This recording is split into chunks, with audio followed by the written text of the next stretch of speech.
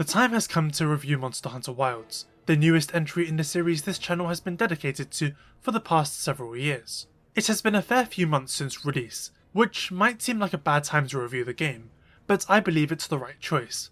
I've had time to properly experience and think about it, and let my thoughts settle and develop. Waiting this long has also allowed for potential minor complaints I've had to get fixed in the immediate months, which now lets us focus on the bigger fish. Monster Hunter Wilds is the 6th main entry in the series, the start of a new generation, the direct successor to Monster Hunter World, a game that introduced so many to the series. The very next game to release after Rise, a game that was somewhat scorned upon release for being very different to World, and in a few ways, Wilds is a spiritual successor to Monster Hunter 4, my personal favourite game in the series. It had massive shoes to fill. Was it successful? Today, we're going to discuss Wilds in its entirety.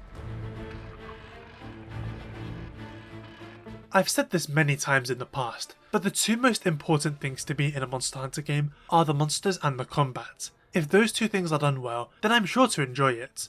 Going into this game, based on prior patterns, I expected the monster roster to be rather large, as it was coming off Monster Hunter World and Rise. Monster Hunter Soft reboots itself every couple of generations, and when that happens, the roster always starts off slightly small. This is the case for Tri and World, but eventually later entries are able to reuse content and build up. While Tri had 18 monsters, 3 Ultimates had around 50, and so did Monster Hunter 4. World brought it all down to 35, but Iceborne ended up with around 70, and so did Sunbreak. When Wilds was announced, I expected there to be a larger monster roster than World or Rise, perhaps going beyond 40 or maybe even reaching 50. This did not happen, instead we went down to 29. On paper this was a huge disappointment, until I actually played the game, because while the quantity is small, the quality is very impressive. As of Update 2, the total is 32 monsters. Despite there still being more to go, I think Wilds is a solid contender for having the best base game roster perhaps of all time. Part of this is because Wilds doesn't actually recycle or reskin many monsters. I just like the use of the word reskins, because while the series often has groups of monsters that share animations and attacks, they usually have different designs, as well as different unique armour and weapons with alternate purposes. For example, the Great Jaguarus, Gyros and Dodogama in World, or the Great Jaggy, Rogi and Baggy in 3 Ultimate. I tend to not call them reskins because I don't think they are, but they're not drastically different experiences. You fight one and you've sort of fought them all. Wilds on the other hand has little to no reskins. Everyone is unique. Take Quemetris, a fiery brute wyvern from the Windward Plains. He's a great starter monster that's beautifully animated, and his fire attacks often catch me unawares. There are no alternate versions of him like there were with Jaguarus in World, which makes Quemetris more unique, and it's the same with every monster in Wilds, so they all stand out much better, all with unique appearances, body types and fighting styles. Chatacabra is a frog-like amphibian with a giant tongue and the ability to harden his arms. His attacks are well telegraphed, and it's cool that he gets stronger as the fight goes on. I talked about Quemetris earlier, but Chatacabra is encountered first, and he is fantastic, albeit quite simple. But I think if I were a beginner, I would definitely struggle with Quemetris. Taking him down would be a huge learning experience. In the trailers, Lullabarina looked like one of the most impressive monsters ever, being wonderfully animated and very creepy too, with very jerky and stuttery animations. The concept of a rose spider was fantastic too. When fighting her however, she sort of just jumps around a bit too much and I spent a lot of time chasing after her. I still think she's an amazing addition to the Temnotorans though, and her thorns can serve as decent hazards for you to get around. Her stinger attacks are shockingly fast and precise too. Like Monster Hunter World, a lot of the locales have nests that are tailor-made for certain inhabitants. Lullabarina's is covered in her red webs, and lets her attack in unique ways. Doshagama is really interesting, being this mountain lion bear beast. He's reminiscent of Rise's Gosarag, but while the Frosty Blade mostly fought on his hind legs, using swords of ice, Doshagama fights more like a wild animal, primarily on all fours and only standing on his hind legs for the really strong attacks. Lots of them involve his claws and giant jaws, and he can be surprisingly fast sometimes. There's a few really cool special mechanics he has. For example, he powers up near the end of the fight and becomes much stronger, gaining a few new high damaging attacks, but in doing so, reopens all wounds you've inflicted over the course of the fight, which results in both of you potentially inflicting mass damage on each other. There's also the matter of the pack. In older Monster Hunter games, some monsters would be accompanied by a pack of smaller monsters. These little guys mostly serve to just annoy you. However, packs in Wilds are a little bit different. Instead, you'll have groups of fully fledged large monsters travelling together. In this case, Doshaguma can form a pack led by an Alpha Doshaguma. To be honest, this mechanic confuses me a bit. Pre-release, I assumed that you would have to break up the pack by dealing enough damage to each individual member before finally focusing on the Alpha. But in the full game, you're heavily encouraged to just fire a large dung pod, which disperses the minions and allows you to just focus on the Alpha, making the whole thing more of a normal fight. The Alpha is still rather tough on his own, and he's huge too, but I found it rather disappointing how simple it ended up being. This is also true of Hirobami, a floating leviathan with powerful rushing attacks, a sharp pincer tail, and icy breath. Hirobami was a little irritating at first because of how hard it was to hit her, but once you get the hang of it, there's a lot of fun to be had. Hirobami also has pack mechanics, and they're equally as redundant, as a single large dung pod will once again disperse them for a while. Rompopolo is such an interesting brute wyvern. He's basically a giant mosquito. I love and hate the way he bulges like a balloon, but him being based around poison is something we haven't really seen for this type of monster, barring games like Frontier I think. I like how Rompopolo sort of injects the ground with gaseous explosions, which sort of makes for interesting hazards. The way he sits on his tail or sprays poison from his tongue is really interesting too, and his claws are really creepy. When you damage him enough, the inflatables sort of burst and it looks so gross, like a series of blisters. Ugh. Ajarakan looks a little bit strange to me, as in his inspirations are very apparent. He's still an interesting fight though. We don't usually see a lot of volcano-bound apes in these games, and so it's fun to see the kinds of things Ajarakan can pull off at any given moment. He often uses his shoulder spikes, tails and claws to rub against the ground and create sparks or even explosions, which can cause blast blight. He can also power himself up, where he looks superheated, augmenting all his attacks. It's once again nice to see a monkey that's on Blangonga's level, if not slightly higher. And then there's the crown jewels, the stars of the show, the apexes of the Forbidden Lands. Monster Hunter games sometimes like to give us groups of monsters that are all kind of like a team, the Fated Four from Generations, the Three Lords from Sunbreak. The apexes are that for Wilds, and they might be the best group yet. The idea behind them is that they've evolved to take advantage of the unique weather of the Forbidden Lands. Rey Dau, for example, thrives during the Windward Plains sand tide. He's this huge, golden flying wyvern with massive wings that he smashes into you, as well as two horns he can point forward to blast thunder like a railgun. He's incredible and his attacks have so much force behind them. I love how he moves, the way he carves his wings along the ground, or how still he becomes when charging a blast. I was a little bit disappointed with how few attacks he had though. His moveset variety is lacking somewhat, but the Arch-Tempered version does alleviate that. Uthduna is my least favourite apex, but he isn't bad.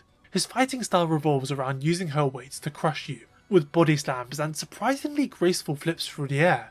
He appears during the Scarlet Forest's downpour, and the shockwaves from her attacks can send waves of water into you. It's a very rudimentary moveset style that you wouldn't expect to see in a late game monster. Uthduna has this veil of soapy water that acts as a shield, and once you deal enough damage it all comes off, revealing that underneath it all, he's just a fat fish, which is a little bit funny. Trying to hit Duna only to make contact with the veil does irritate a very specific part of my brain, but that makes getting rid of the whole thing a lot more satisfying. New Udra terrifies me. Monster Hunter Wilds introduced cephalopods to the series, giant squids or octopi with 6 tentacles. New Udra appears during the Oilwell Basin's fire spring, where everything heats up and lava flows through the locale. The thing about me is that at this point I'm pretty good at these games, but my biggest weakness is the unfamiliar. For example, I took down Rey Dau with confidence. I've fought so many flying wyverns in the past that I sort of know how they all operate, and can adapt to any minor differences.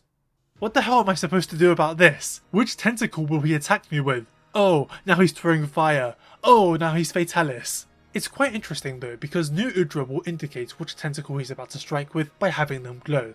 So the challenge becomes working out how he's going to use them. Will he smack it down, swipe it, follow up with another tentacle strike?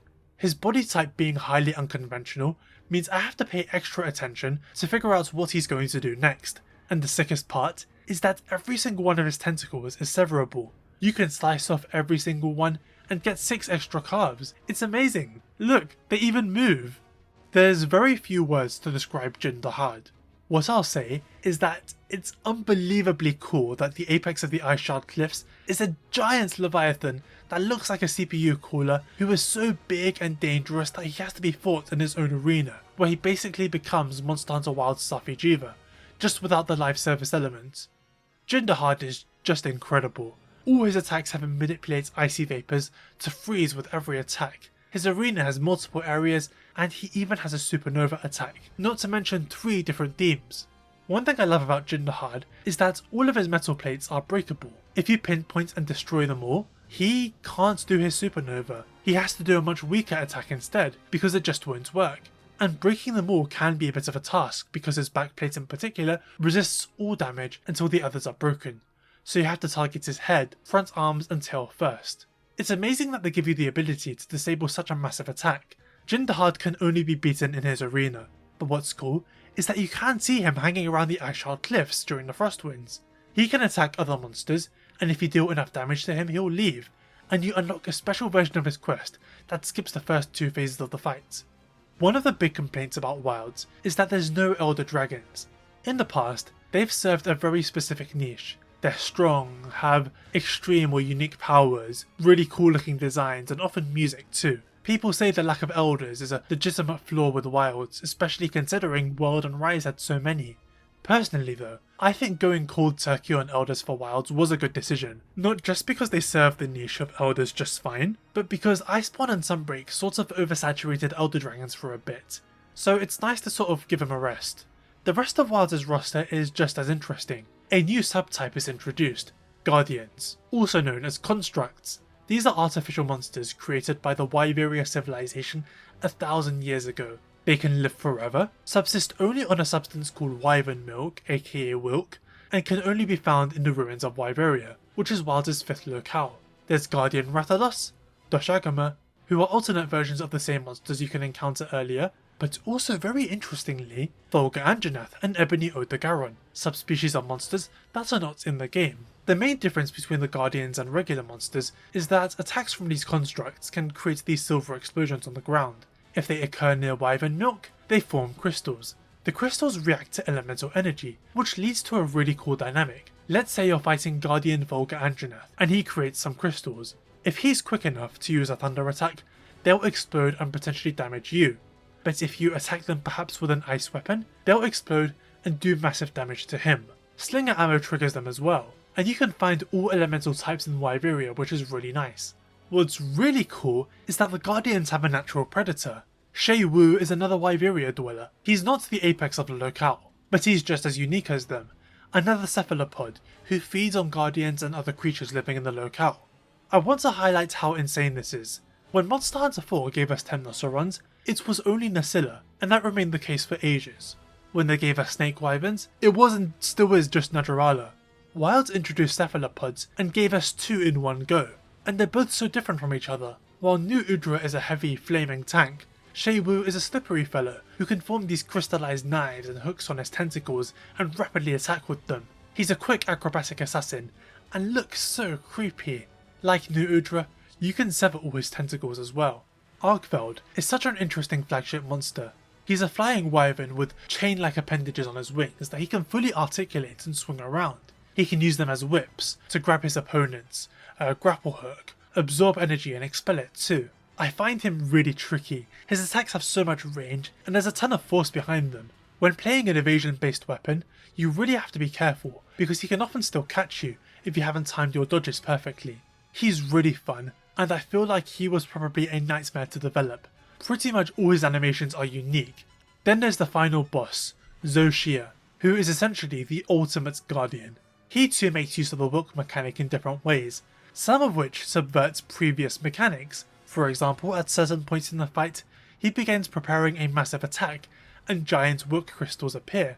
Conventional wisdom tells you to hide behind them, but this ends up being a horrific idea for reasons that are clear when you consider what Wilk can do. I find him to be really fun, which isn't that common when it comes to Monster Hunter final bosses. He attacks using his giant wing arms, and as the fight goes on, he starts to transform and gains more attacks based on fire and thunder. As for his story, I have more to say later. Wilds has a lot of returning monsters and they're mostly pretty well done. Congalala focuses much more on eating mushrooms to augment his breath and farts than he used to. Yarn Kutsku can be fought in packs, and now does this really dangerous beak charge that homes in on you. Nursilla makes sure to always poison you if you're caught in his webs, and Gypsaros can smack his tail down in more ways. The later game monsters are also really good. The lack of Elder Dragons means that many of them now have to be stronger and more dangerous to fill that niche. Rathalos, for example, is faster than he was in World and Rise, which is saying something, and his fire attacks are bigger too. However, to counter that, he has a new mechanic where attacking him while he's airborne first has him falter, and attacking him further causes him to fall completely, allowing you to deal more damage. In the older games, Gore Magala would be encountered midway or 2/3 into the game, and then later on you'd face his evolved Elder Dragon version. However, that form is absent, so now Gore has been scaled up to account for that, with a whole bunch of new faster attacks that make him very different to the Sunbreak version, which was more or less a straight remake of his original form. This is probably the most difficult Gore Magala, and it's quite controversial for that reason, but I quite like him. I was excited to see Gravios back, but I feel like you don't have to respect him nearly as much as you used to. The idea of Gravios in the past was that he could nail you from long range with his lasers, and if you got too close, you had to deal with his armoured legs and gas attacks. However, now stepping away is a simple matter, and it's much easier to aim for his belly. You used to have to break his back to reduce the gas attacks, but now I feel like there's no need. He also just feels so much smaller. It's a bit of a shame because I quite liked him in the old games and was looking forward to seeing him back. Mizutsune, Legiacrus, and Soregios were added through title updates. Recall what I said about mid-game monsters needing to be stronger in order to account for the lack of elders? These three monsters are probably their toughest but also best iterations ever. Mizutsune now takes cues from his Solstier form in Generations, and halfway through the fight becomes much more dangerous, suddenly being capable of advanced attacks and fiery bubbles. Legiacrus enhances his physical attacks with thunder, has more combos, and forces you to face him underwater late into the fight. I was disappointed with Soregios in Sunbreak, but the Wilds version is a true return to form. Nobody moves as fast as him, and his combos are a lot longer and more dangerous too. He's very difficult here. I wasn't completely satisfied with Wilds' roster at launch, but after the first two updates I think it's quite well rounded out.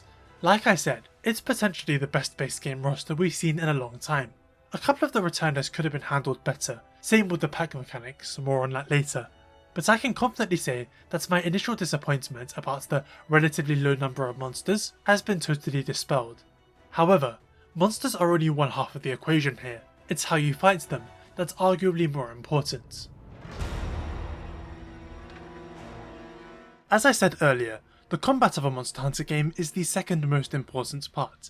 It does not matter if the monsters are good, if the act of fighting them isn't a pleasant experience. I like Wilds' monster roster a lot, and the combat is largely pretty good, but certain issues drag a lot of it down. There's a couple of big additions Wilds brings to the combat. One of them is Focus Mode, which basically allows for third-person aiming on every single weapon, not just the ranged ones. And then there's Wounding, where attacking a monster part repeatedly creates a wound that takes extra damage from attacks. If you keep hitting the wound, it will burst, granting you materials from the monster and often causing them to flinch. Alternatively, you can burst it immediately with a Focus Strike, which is a special action unique to every weapon that you can only do in Focus Mode. It immediately destroys the wound and grants your weapon a special buff. Longsword, for example, gets a whole spirit level, while Insect Glaive gets all 3 bug buffs. There's also moments before, during, or after a monster attack where parts of them will glow red. Using a Focus Strike immediately will have the same effect as if you burst a wound, only this time the monster will be knocked away or down in a unique way. It is also worth mentioning that you are invincible during a Focus Strike, and as long as you nail the initial hit, the monster will still take damage from the attack. There's also 2 minor-ish mechanics. Offset attacks, which are certain weapon moves that, when executed with the correct timing, can deflect a monster attack and launch them away, allowing you to rush in for a unique powerful follow-up attack. This can only be performed with heavy weapons, such as the Greatsword or Hammer. Then there's power clashes. In Wilds, you can use shielded weapons like the Lance to do perfect guards, and getting enough of them will cause a quick time event where you and the monster briefly struggle against each other. Mash the guard button enough and you'll force them away. Some of these new mechanics are rather contentious. Let's start with Focus Mode. People think it makes the game too easy. Yes, people say that about every new mechanic, but are they right this time? Focus Mode was advertised by the developers as an accessibility feature of sorts, to make the game a bit easier for newcomers. So yeah, maybe those guys are right. In any case, being able to freely aim your attacks means it's easier to hit different parts of the monster, if you're trying to aim for a high up wing or something that moves around a lot. In the past, it was hard to hammer a monster's head while they were downed, as they'd flail around, and Focus Mode alleviates that by letting you aim your attacks on the moving head. In general, it does what it says. Your attacks do hit where you're aiming, and the animations are sometimes altered to accommodate this. What people take issue with is that being able to freely aim kind of makes positioning less important. The direction you're attacking from was something that used to play a big role, but it's a non-factor now. Here's the most solid example of this in my opinion. The Greatsword's True Charge Slash takes you forward a short distance and has 2 hits, a weaker strike and a much stronger one, and that's what you want to wake up a monster with for double damage. In Monster Hunter World and Rise, you had to make sure you were the correct distance away before using the attack. Too far away and you whiff, too close and the weaker hit wakes them up. In Wilds, you don't need to do that at all because this just works, and personally I don't think you should be allowed to get away with that. That's the thing about Focus Mode. Thanks to it, you can't narrowly whiff attacks anymore because a monster inadvertently moves out of the way. If they're still close enough, they can still get hit. To be honest though, I think Focus Mode is a net positive despite all that. Like the hammer example from earlier. I think they probably could curb the hard pivots like the Greatsword for example, if they were huge problems, but in general, I think Focus Mode is a good addition. Wounding on the other hand.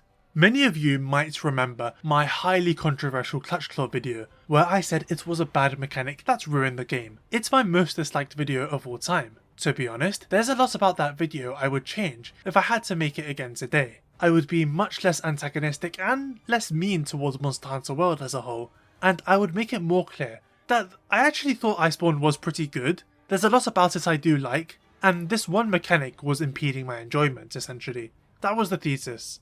However, I still stand by my core argument. The Clutch Claw sucked to use, and the increased health pools mandating its use to have a good time just made the combat way worse, and it bears repeating, the combat of a Monster Hunter game being bad just messes up everything about it.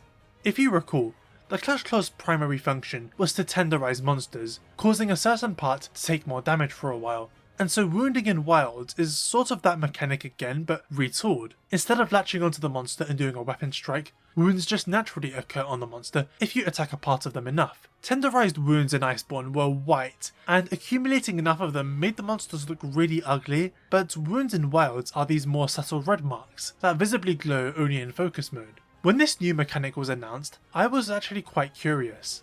My main issue in Iceborne was the claw itself. While in theory, the act of tenderizing wasn't inherently awful, so bringing only that part back could work, since the version in Wilds would be implemented in a more natural way that didn't interrupt the flow of combat. In reality though, monsters kind of just crumple. In Wilds you can attack pretty fast, and you'll quickly create lots of wounds, and then by attacking and bursting those wounds, the monsters will flinch and stagger and fall over, allowing you to keep attacking and creating more wounds. There is a total limit to how many wounds you can create, but by the time you reach it, the monster is almost dead. So much of the time you can just stand in front of the monster and keep attacking and attacking, and they can't really fight back. They'll be stuck like this for some time, before breaking free. This won't happen for every monster, but Chatacabra, Gypsaros, Rompopolo, Ajarakan, Rathian, pretty much every monster of that caliber as well as some higher tier ones will be affected. In World and Rise, this could happen with some of the weaker monsters, but only if you had high level gear. With Wilds, it feels like much more, and it means you can't just ignore them. This has been acknowledged by Capcom as a problem, as the new quest types for endgame monsters specifically make them more resistant to wounds and wound flinching, so it happens way less with them, but that still leaves most of the roster quite helpless. I don't think this mechanic is irredeemable, and there's definitely interesting aspects about it. For example, tempered monsters in Wilds are visibly scarred in different places. Attacking those scars will eventually create a bluish purple tempered wound, and bursting that will guarantee a knockdown. I also think the focus strikes add a certain dynamism to the combat. Do I focus strike and buff my weapon now? For Longsword, that's a free spirit level, but destroying the wound normally will result in more damage being dealt over time. It's an interesting decision to have to make. On top of that, the special weak points mechanic rules. It does feel very video gamey, but it encourages you to learn the specific attacks, where they'll activate, and make sure you're close enough to the monster that you'll activate them. For example, when Rey Dau launches a huge railgun burst from the ground, or I guess in the air, focus striking his face will let you get the buff, or attacking Arkveld's chains after he does his huge dragon nuke, or striking Brachydios' leg after his double sweep. Arch-Tempered Uthduna has a really tricky one, because it happens right after his double leap, the second of which has a huge shockwave, so you have to be far enough away to avoid the attack, but close enough to capitalise on the opportunity. Some of them are a bit strange though, such as Guardian Ebony Udagaran's entire body becoming weak after certain attacks, or inversely, Guardian Folka Anjana having this one on his face during a very specific bite attack. This one seems impossible to hit, because by the time he's doing the attack, it's already too late to hit. Like I said, the mechanic is problematic, but it can be fixed. The 8 and 9 star quests have already fixed the main issues, and I expect that change to be a master rank across the board. In some ways, they're just like flashbots in World, which were able to keep monsters stunned and grounded very easily, and were subsequently nerfed with Arch-Tempered Dragons, as well as master rank as a whole. I brought up how Doshaguma late into his fight will open up all his wounds as he gets stronger, which makes the fights harder while also giving you a way of countering his newfound strength. Wouldn't this mechanic be more interesting if wounds weren't as free as they currently are?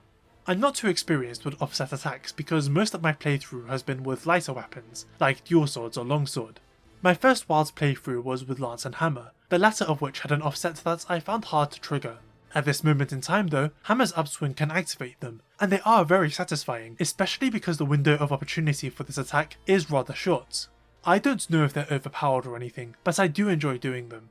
Power clashes on the other hand are less interesting, only shielded weapons can have them, which makes sense. This includes the greatsword which can guard, or even the shield of the sword and shield. However, you can only power clash roughly a third of the roster, mostly the stronger ones, such as Doshaguma, Arkveld, Brachydios, Blangonga, Uthduna, but not Gormagala, Rathalos, Fulguranjanath, Zoshia or anything like that, which is weird, and as a mechanic it's very aura and hype moment, so to speak, you know?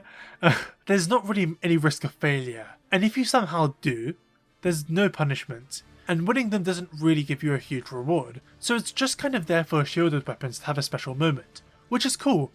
There's one major mechanic involving weapons. Pressing right on the D-pad while riding the Sacred, which is a mountain wilds, will allow you to change to a second weapon in your pouch. You can also switch back freely. In my first Wilds playthrough, I mostly brought lance and hammer. In my second, I brought along greatsword and longsword. Overall, I feel like this mechanic is nice, but only useful to provide a safety net when venturing out of your comfort zone. For example, if I'm bringing longsword, a weapon I have lots of experience with, and gun lance, if I'm trying to use gun lance on a monster and I'm struggling, I can just switch back to longsword to go back to how I normally play. It's nice to be able to do that mid-combat.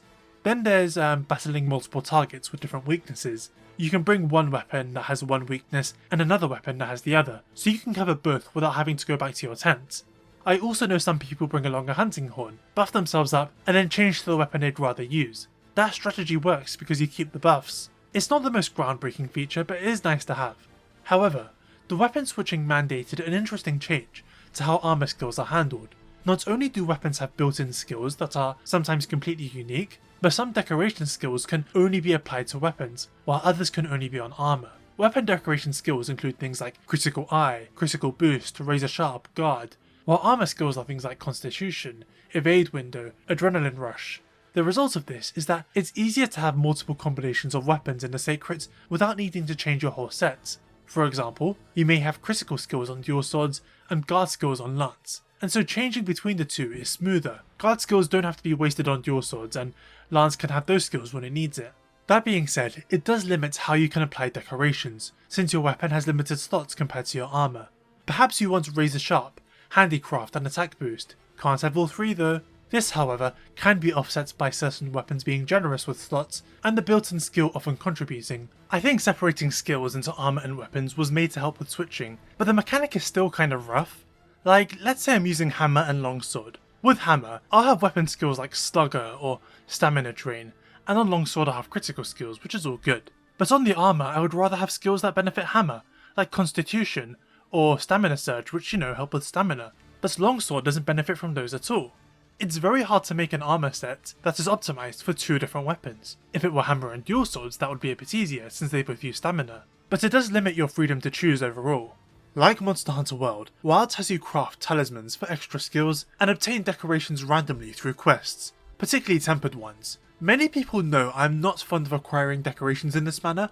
I much prefer how Rise does it, where you instead have to craft them. It gives you a list of things to work for. If I'm trying to make attack decorations, I'll see what materials they require and then go hunt those monsters. With RNG decorations however, they're more or less dished out at random, and there's no good way of seeing which quest or monster gives what. However, Wilds handles it better than World by simply being generous and giving out more.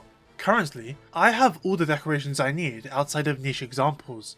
This essentially fixed the problem I had with World's RNG decorations, but in a way that's still less interesting than what Rise did. However, having Iceborne's fusion decorations here is really nice. With the main combat features out of the way, I would like to discuss the weapons I used and what I think of them. Longsword in World and Rise had a playstyle centered around getting to red gauge as fast as possible and then ditching it immediately for a massive burst of damage, which was fine, but it got old after a while. Sunbreak gave options for different styles of play, but I quite like what Wilds has done, which is give Longsword a very different moveset when in red gauge. It's satisfying to use and you rack up a lot of damage. They brought back the full ultimate nerf where you can't restore the red gauge, which was a good decision too. Red gauge is too strong to stay in forever, and forcing you to work your way back up makes red gauge more rewarding. The spirit release after a Helmbreaker just sends you back to white, which is even better. It makes you work for red a lot more. Something that was controversial was that now you can cancel Helmbreaker. You can launch into the air, but if you hold Sheath, you'll do that when you land on the ground. Some people say it removes all punishments from the move, but I disagree. You're already in the air. Any punishment the monster could give will hit you probably. What it does prevent is the monster getting launched away if they flinch from the first move, which has happened to me in the past. If that happens in Wilds, I can just cancel it. Hammer was okay at launch. I really missed the Water Strike from Rise, but the second offset attack they added in the patch really helped. I think the weapon really benefits from focus mode, for reasons mentioned earlier. Greatsword 2 heavily benefits from focus mode. It's fun as usual, and while the offset is very generous, I do struggle with this weapon in general, and I don't often use it.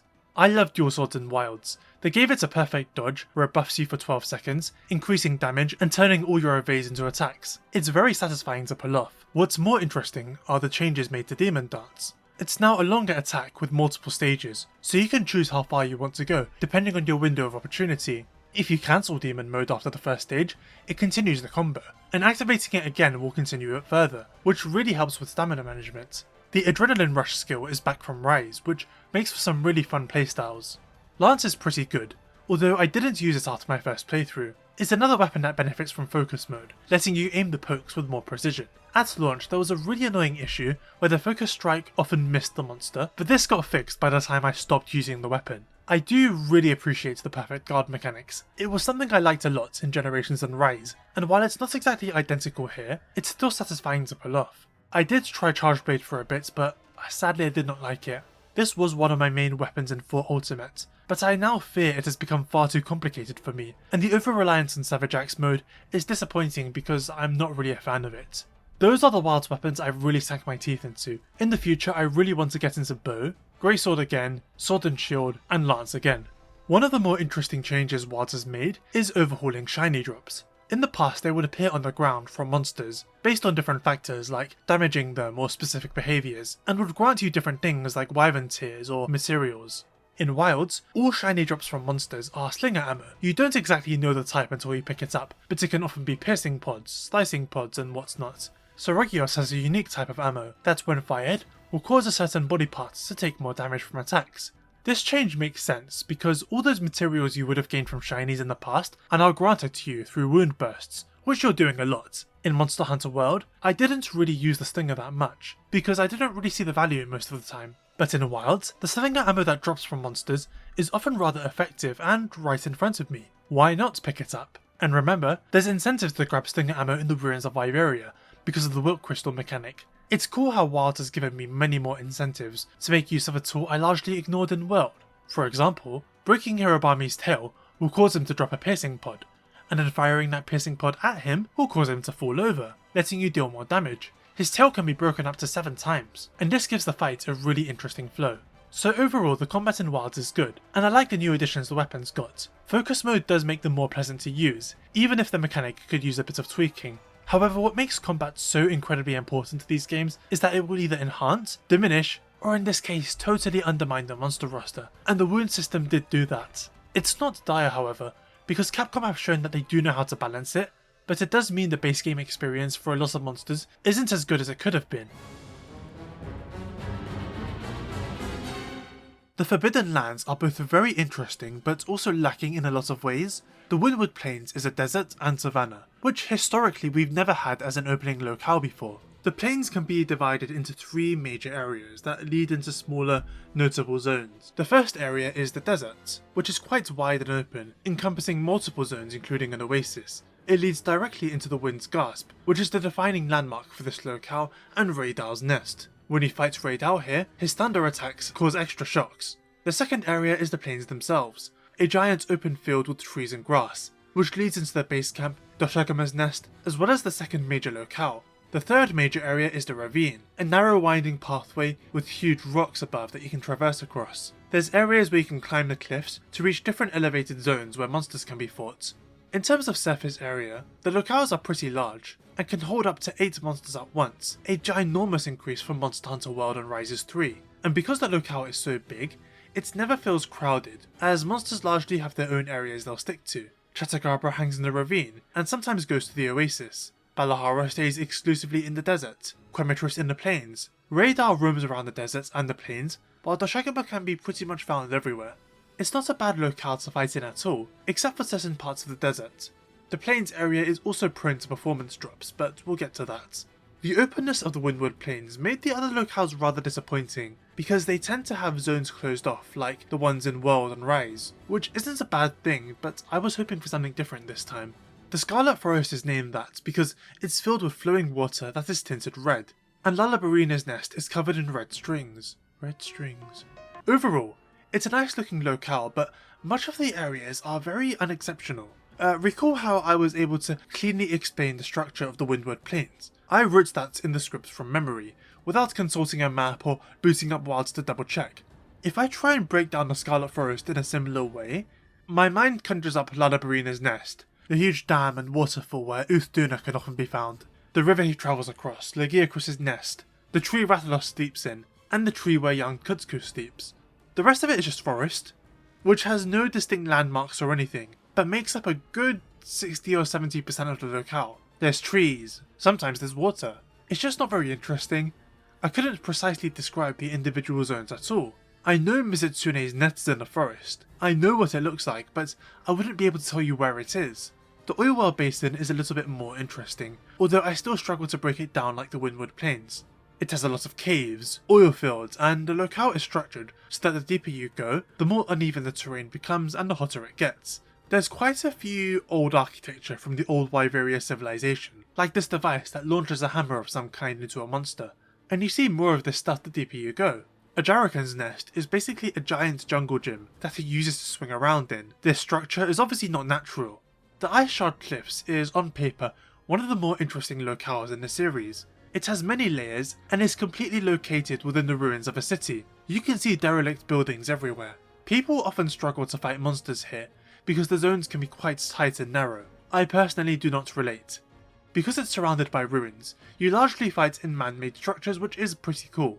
There's a couple of spots that Jin Dahaad will visit too. He can interact with other monsters and you can briefly tussle with him. The slow increase of ruins as you head further and further into the Forbidden Lands makes it very fitting that the final locale is literally called the Ruins of Wyveria. This is the heart of the old civilization. The Guardians exclusively live here, so much of the structure is man-made, and in fact the whole place is surrounded by giant walls. You start at the top and slowly go deeper and deeper, watching the land spine become more and more centralized. You start seeing the Guardian cocoons, and funnily enough Shay Wu's nest is next door.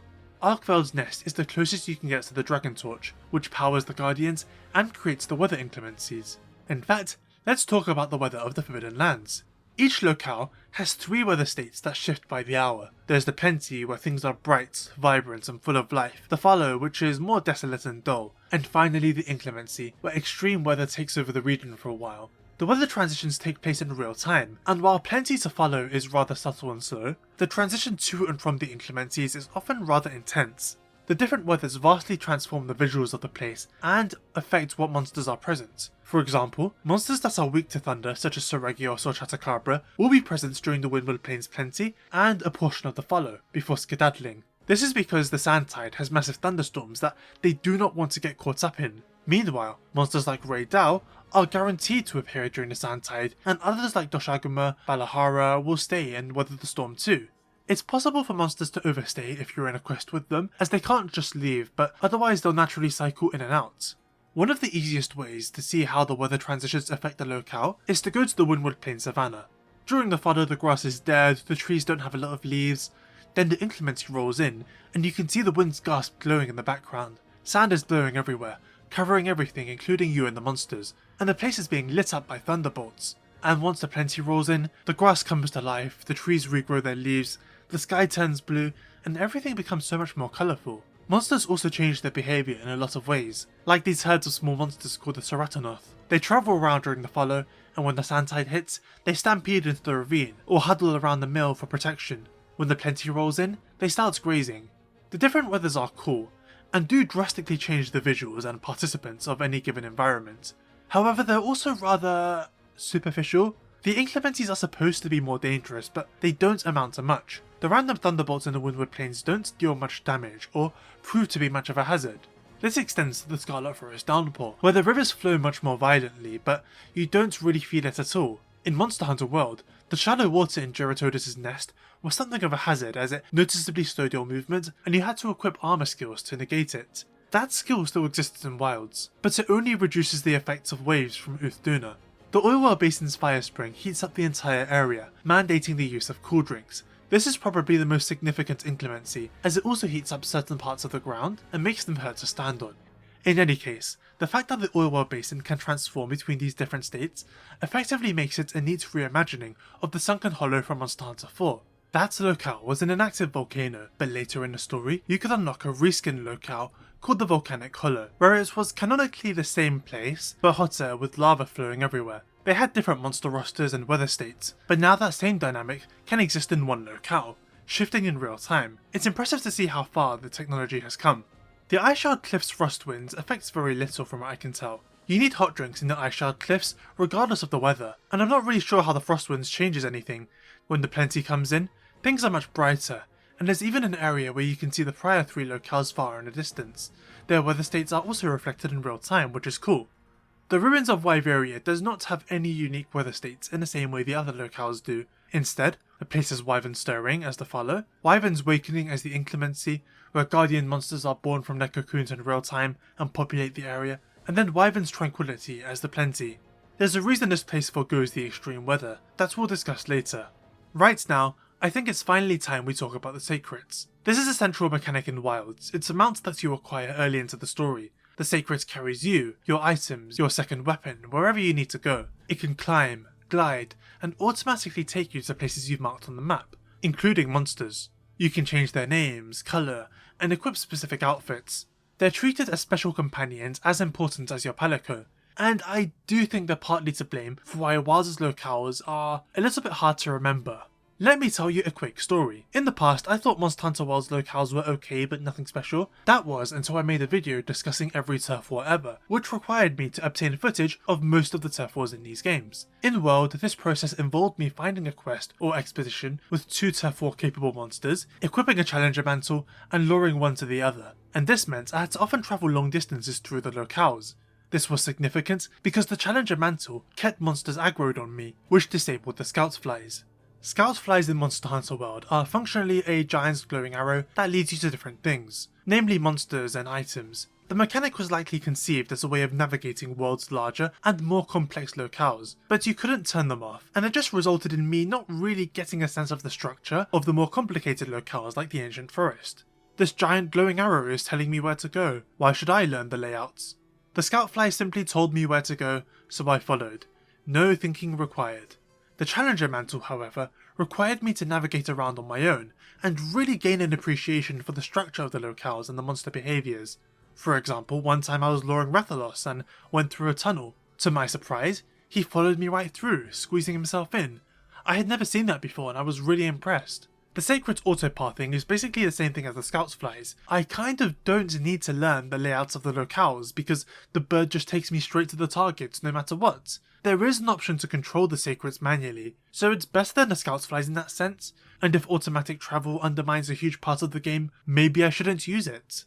But at the same time, it is the better option, isn't it? The locales have many different pathways and the sacred takes the best one most of the time. On top of that, it's nice to have an automatic mount. I'm one of the 17 people to actively use horses in Breath of the Wild, because while they don't automatically take you to your destination, they do follow pathways, which lets me relax a little bit. The sacreds do the same but more extreme, and are mandatory. You need sacreds to change weapons, to access quest supplies and to traverse certain pathways between zones, particularly in the Ice Shard Cliffs. You also can't choose to leave the sacreds at home. I said the sacred's autopathing undermines exploration. That's not to say there's no incentives. You can still go around gathering items, the process of which has been made simpler by the hook slinger. Despite its latent clutch claw DNA, I do love this thing. It really meshes well with the sacred. It allows you to grab items from long distance. This means you can be riding the sacred to the monster, and in the meantime you can actively be looking around and just grabbing items that are nearby. You can't grab everything, for example, ore veins and bone piles require you to actually get off and approach them, but everything else can be grabbed from a distance. This has actually led to more interesting item placement in the locales, because in the past, everything had to be foot level for you to walk up and grab them. Now they can be on the walls, the ceiling, encouraging you to look around more. Not everything has to be within arm's reach anymore. I was talking about incentives for exploration. Monster Hunter World and Rise introduced the concept of subcamps. You had to explore the locales to find suitable locations, and then fulfill an objective to craft them. These spots were predetermined positions, and you could skip travel to them at will, restock your items, or change your gear while inside. Wilds also has these subcamps, but this time there's several locations scattered around the huge locales, and you're limited to picking 5 only, which means there's real choice in where you can place them. This is important because unlike World and Rise, many of these subcamp spots are out in the open, so monsters can, and probably will destroy them if you're too exposed. You can see the danger level each spot is in when crafting them, which factors into your decision. There's an element of risk-reward here, because the most dangerous spots are often the best ones, positioned so you can quickly rush back into the combat. But there's a good chance they'll get destroyed mid-fight, making them useless unless you go out of your way to repair them, which is trivial but also quite annoying. And in general, there's just other things you'd rather be doing, right? It's in your best interest to really explore the locales on your own and find these subcamp spots, because the really good ones are in great locations but are also totally safe from monsters. And those are the ones the sacred is unlikely to just naturally stumble upon. You have to find them yourself, and having a wide range of subcamps can really reduce the amount of time you spend running around. Let's say you're hunting Uthduna. The main base of the Scarlet Forest is far away from its starting points. You either have to spend 2 minutes heading over there, or if you're a clever hunter, just skip travel to your subcamp and ride 10 seconds instead. Having 5 slots really lets you cover a lot of the locales. And what's significant is that when playing online, people are forced to use the quest host layout, and many people have terrible layouts. I hate it. Do some exploring, people! My subcamp layout on the other hand is sublime, and my SOS or hub hunters who join me are never left wanting. What I'll say is that monsters destroying subcamps isn't really... well, it's a strange mechanic. What happens is, the monster will stumble upon the subcamp and you'll be alerted, and then 15 to 20 or so seconds later they'll destroy it.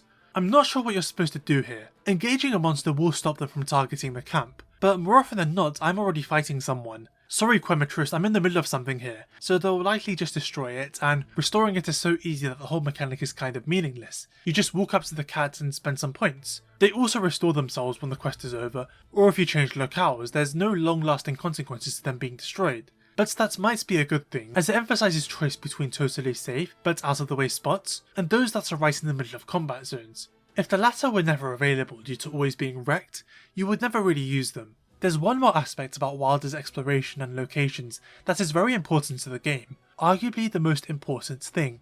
Everything is interconnected. The main base where you can talk to NPCs or forge your gear is directly adjacent to the Windward Plains, and you can just walk out there. No loading screen or anything. The base is not treated like a separate location at all, just a part of the world. It goes further.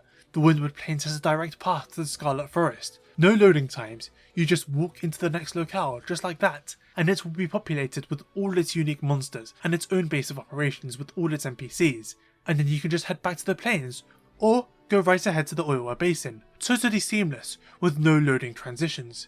There is a loading screen to go from the basin to the cliffs, but that's only because geographically, it's much further away and would take too long to walk, Besides, the cliffs are connected to the ruins of Wyveria, so that's cool. The locales themselves being connected to each other is not a huge thing. Gameplay wise, they don't play a massive role because monsters don't cross over. It's just a nice option. Capcom were actually very careful to never use the term open world when describing Wilds, because it's not actually an open world game. The pathways are mostly just for story purposes, which we'll get to. Relating to the interconnectedness is one more thing we'll discuss briefly because it will be important later. Each locale has its own base, right? Where NPCs such as Gemma the Blacksmith hang out, as well as shopkeepers and what's not. Well, each locale also has its own village. People live in the Forbidden Lands, they have their own cultures and routines. The Windward Plains is Kunafa village, which is on the edge of the desert and can be accessed from the ravine. They're a culture that gets most of their work done during the Fallow, holes up during the Sandtide, and then celebrates during the Plenty. Sacrets are valuable to them, and they actually give some to you during the story. The Scarlet Forest has the Woodward hideout. Woodwards are these lineans home to the Forbidden Lands. They can speak and love making fancy outfits. The Woodward hideout is within an old ruin, believed to be created by Wyveria long ago. The Oilwell Basin has a Zeus, the Everforge. This is an ancient forge created by Wyveria a long time ago, but is now home to the Bone Folk, Iron Folk, and Oil Folk, groups of people whose jobs are to gather bones, oil, and forge steel. The Fire Spring is deeply important to their forging process. Sild is located within the ruins of Wyveria, where remnants of the Wyveria civilization now live. The people here wear special coats that keep guardians from seeing them as a threat, and they're dedicated to keeping what remains of the knowledge of Wyveria alive.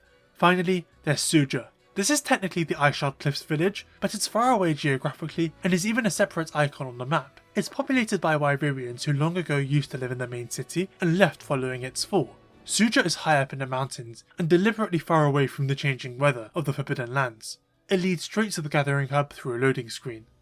So aside from Suja, all these places are located within their respective locales. You can skip travel to them, talk to the NPCs, purchase their services, accept side quests, and when you're ready, simply walk out into the locale and start hunting monsters. This also goes for the base camps, which are also located elsewhere in each locale. It's not exactly an open world, but it is to a greater degree than all prior games, and this leads to Monster Hunter Wilds having a really interesting gameplay loop, story, and setting. Wilds is a pretty major departure from how monsters are normally hunted in these games. Usually you accept a quest from the base or village, go to the gate, load into the locale, hunt the monster, receive a 60-second window to carve the parts, chill, then get your official rewards in a separate screen, and are sent back to the village or base. That's how quests usually are. Games like World or Rise have special expeditions that let you go out into the locale and just hang out, hunting whoever is there for potentially hours on end. Wilds combines these two styles of quest. In Wilds, you simply walk out into the locale, start fighting a monster, and after a small but fair amount of damage is done, a quest will be created in real time. After defeating the monster and getting the quest ending alerts, you simply remain. You aren't sent back to base. You're not even forced to wait out the ending timer, as you can completely skip it. Same with the quest results screen. The result is that you can just go and fight another monster, do the same thing, skip the results, repeat. It feels revolutionary. This type of quest in the open environment is called a field survey. From the world map, you can actually start field surveys in other locales, and you will see a loading screen as you quickly travel over there. But once you've defeated the monster, you can simply continue existing there. It has to be remembered that every wild locale can hold up to 8 monsters each, unlike World and Rise having 3.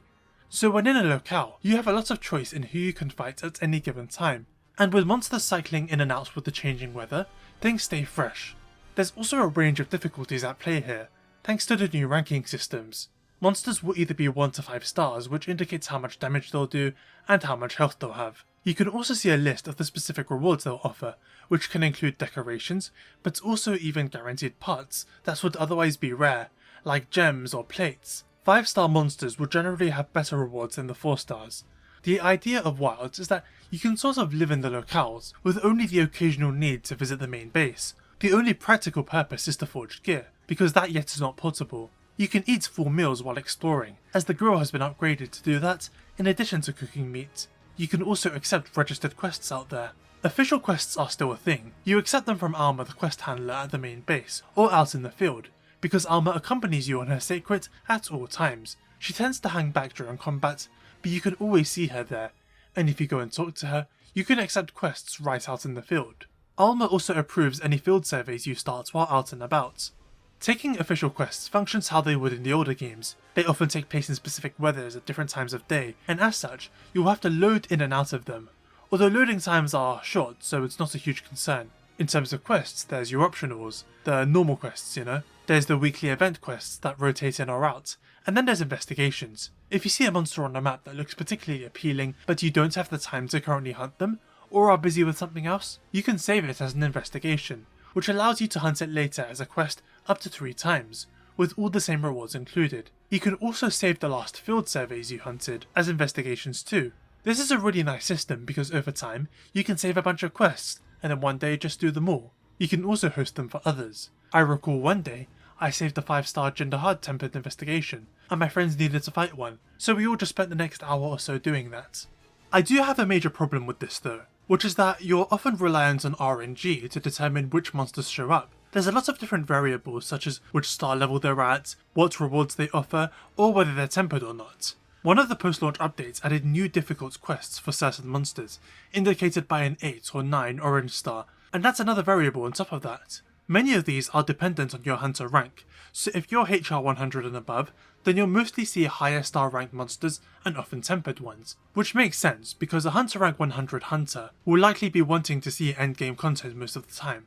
But what if you're not? Let me give you an example. I wanted to craft Brachydios' armor. He is a rather difficult monster however, and I kept getting rank 8 5-star tempered versions that I could only beat with a lot of effort and a lot of failures. I would have really liked a 3-star version to practice against, or even a normal 5-star version before working my way up, but that choice often wasn't there. I realised I had an easier time using dual swords against him. The perfect dodge came in very handy, but the only good thunder dual swords were from Lagiacrus, so I decided to fight him and... same problems but different ones too. Lagiacrus would not appear for me. I knew he showed up during the Scarlet Forests plenty, but he was never present so I couldn't fight him, and on the rare occasions he did show up, again, 8-star difficulty, 5-star tempered. And at this point in time, I had only fought Wild Lagiacrus once, for the story quest, and it had been some weeks, so I had a lot of trouble with this new version. No frying pan, just straight into the fire. It got worse when he went underwater, because it slowly dawned upon me that I had totally forgotten what I was supposed to do down there, so it ended badly. There is an alternative, optional quests. If you can't fight Lagiacrus in an investigation, there's a nice optional quest instead. The problem with optionals though is that they're all 3 stars and the rewards are often never as good as you'd get from investigations. So they're fine, but kind of feel like a waste of time. Wilder's gameplay as a whole feels reminiscent of the Guiding Lands, an endgame locale in Iceborne that contained enough varied biomes to house almost every monster in the game. That place had a system where hunting in a specific region would raise its level, allowing for stronger monsters to show up. You could also manually lower it, so weaker ones could appear too, and if you wanted a specific monster, you could craft a lore that would guarantee its appearance. The Guiding Lands was nowhere near a perfect system, and I don't think Wild needs the same kind of manual leveling or a lore system. In fact, I think the way the system currently juggles so many monsters is quite impressive. Only Lagiacrus so far has been this elusive for me, but it shows how that system in Iceborne had ways of letting you fine-tune who could appear, so I hope with Wilds they can balance it out just a bit more for the future. Generally, it's a good gameplay structure. It's actually fantastic for quick pick up and play sessions, which Monster Hunter always excels at, but this takes it to the next level. I played the game's first beta and thought it was good. It was just the Windward plains with Chatakabra, Balahara, Doshagama and his alpha, as well as Rey Dau, with the changing seasons rotating them in and out accordingly. But what really sold me on the game was when it added Gypsaros. I don't like the guy, but he was enough to diversify the roster enough for me to realise, oh wow, the game is going to be crazy when there's actual variety. I can't wait, and it did deliver, but not immediately. The story came first. The whole game, hunting in the open environment, the seamless beginning and ending of quests, it only really opens up when the main story is complete, which takes around 16 hours give or take. The main narratives of past Monster Hunter games primarily took place in a single player village. The multiplayer hub quests would have light narratives usually pertaining to the imminent threat of the final boss, and would be much less involved, usually delivered through text. Monster Hunter World took things several notches up with voiced cutscenes and heavy story integration into quests. They also made it so there was no single player only content, everything could be played with others. Rise took a bit of a step back to the village and hub dynamic, but generally the story is a vehicle to the new quests. You accept the story quest, fight a new monster, which progresses the story and unlocks new monsters, all the way to the final boss and sometimes beyond. With Wilds, the best way to describe the story is a guided tour of the Forbidden Lands. Its mechanical purpose is to lay out the entire chessboard of the game so it can finally begin in high rank. Wilds' story begins with a boy called Nata being evacuated while a huge white monster attacks his village. He's told to run by a man named Tashin. We then cut to a Hunters Guild airship patrolling around. They spot Nata and rescue him. The leader of the group, Fabius, realizes that Nata has arrived from a region that has been declared off limits for centuries and was thought to be uninhabited, and this prompts him to declare that an investigation is needed. A time skip of several years later and you, the hunter, are tasked along with a research division to find Nata's people, known as the Keepers, and then reunite the boy with them and find out what's up with that monster, referred to as the White Wraith. This journey takes you firstly to the Windward Plains, where you rescue a girl and her brother named Nona and Yesai respectively from a horde of Balahara and Chatakabra respectively, before meeting their village of Kunafa. You help them out with their problems, they give you their secrets, and you head to the Scarlet Forest where you run into the Woodwoods, all the while asking about the Keepers. Story missions are initiated by talking to the relevant NPC to the part, usually either Alma or Nata. You don't accept an urgent quest or assignments like in World or Rise, and the mission is usually to check something out. Let's visit Kunafa village to ask questions. Let's check up on those felines who should have brought us supplies by now. And the monster encounter is usually a surprise byproduct of this endeavour. This was also true of World, but Wilds has a much bigger cast of characters, so the scenarios are often more varied. The story is also very restrictive, for reasons that kind of make sense, but also result in the storytelling being very unconventional for Monster Hunter. I talked about the changing seasons earlier, the plenty, fallow and inclemency, and how crucial they are for shifting around the roster of each locale. Well, for the duration of the story, the seasons are locked, as they only change based on what's happening in the plot, which sounds really lame, right? But it is important, and in my opinion utilised quite well within the story. I don't want this to be a plot summary, because that's the lamest way to review any story, but I'll talk about this one segment in detail here to illustrate my point about the seasons being tied to the story. When you enter the Forbidden Lands, the follow is the current season. Before you can ask the Kunafa villagers about the Keepers and the White Wraith, you're asked to leave by their chief, Zato. We caught them at a bad time apparently. You're also asked to hand back the sacrets you borrowed from Yesai. On the way out, we run into a Doshagama, dangerously close to the village. Alma and the hunter notes that the villagers don't really have weapons or anything suitable for hunting a monster, and speculate as to how they keep them away. Upon getting back, we're tasked with finding out where some felines delivering our supplies had gotten to, only to find them being chased by Quemetris. We chase them down, and in the nick of time, Yesai shows up with 2 extra sacrets in tow. He decided, you guys will take care of them just fine. Following that, we receive a formal invite to Kunafa while Zato is out, and after being served a very delicious meal and asking about the Keepers, we find that monsters are kept away from the village by these gem chines that are crafted from Fulgurite. They happen to sound like a monster that beasts like Doshagama fear, so they stay away from the village. Yesai says that Zato wants us to leave because the villagers are all quite busy preparing for an incoming sandstorm, a moderately regular occurrence that they need to stay holed up during. However, the sandstorm is necessary for the village as once it's over, all life is restored to the earth, and their patience is rewarded with a whole season of bounty. Which surprises Alma because as far as we know, this is just a wasteland. Kunafa sadly does not know anything about Nata's people, but they give us an important clue. There's a forest where we might be able to learn more. So we make our way into the Scarlet Forest, and after a series of misadventures involving the Woodwards, stolen artifacts, a terrifying encounter with Lullabarina, and some Doshagama tracking, we're able to learn that not only has the White Wraith been sighted in the forest, but Doshagama have begun travelling in packs, which heavily emboldens them. What does that mean? They're not going to be scared of the wind chimes. You head back to Kunafa, and they suggest alerting Zato, who is out right now. So you travel to him only to discover he's being hunted by a horde of Balahara. You defeat them and rescue him, but as you're about to evacuate the village, the Doshagama pack finally attacks, going straight into the village. This leads into one of the coolest sequences in the game, where you have to get the pack out of the village, and then kill the Alpha Doshagama. Mid-quest, the season changes into the Sandside, and you have to fight him during the raging storm, and once he's beaten, it transitions into the Plenty. This is your formal introduction to the weather changing mechanic in Monster Hunter Wilds. The game handles other weather changes in different locales like this too, and it leads to some incredible moments later on. The plot I described spans Hunter ranks 1 to 2. It comprises the best and worst aspects of Wilds' approach to story. Many of these story segments have walk and talks, which are a type of gameplay that involve your character heading to a destination alongside one or more other characters at a fixed pace while they discuss things. They are quite common in Western games as a way of delivering story while maintaining some level of interactivity, as opposed to a cutscene.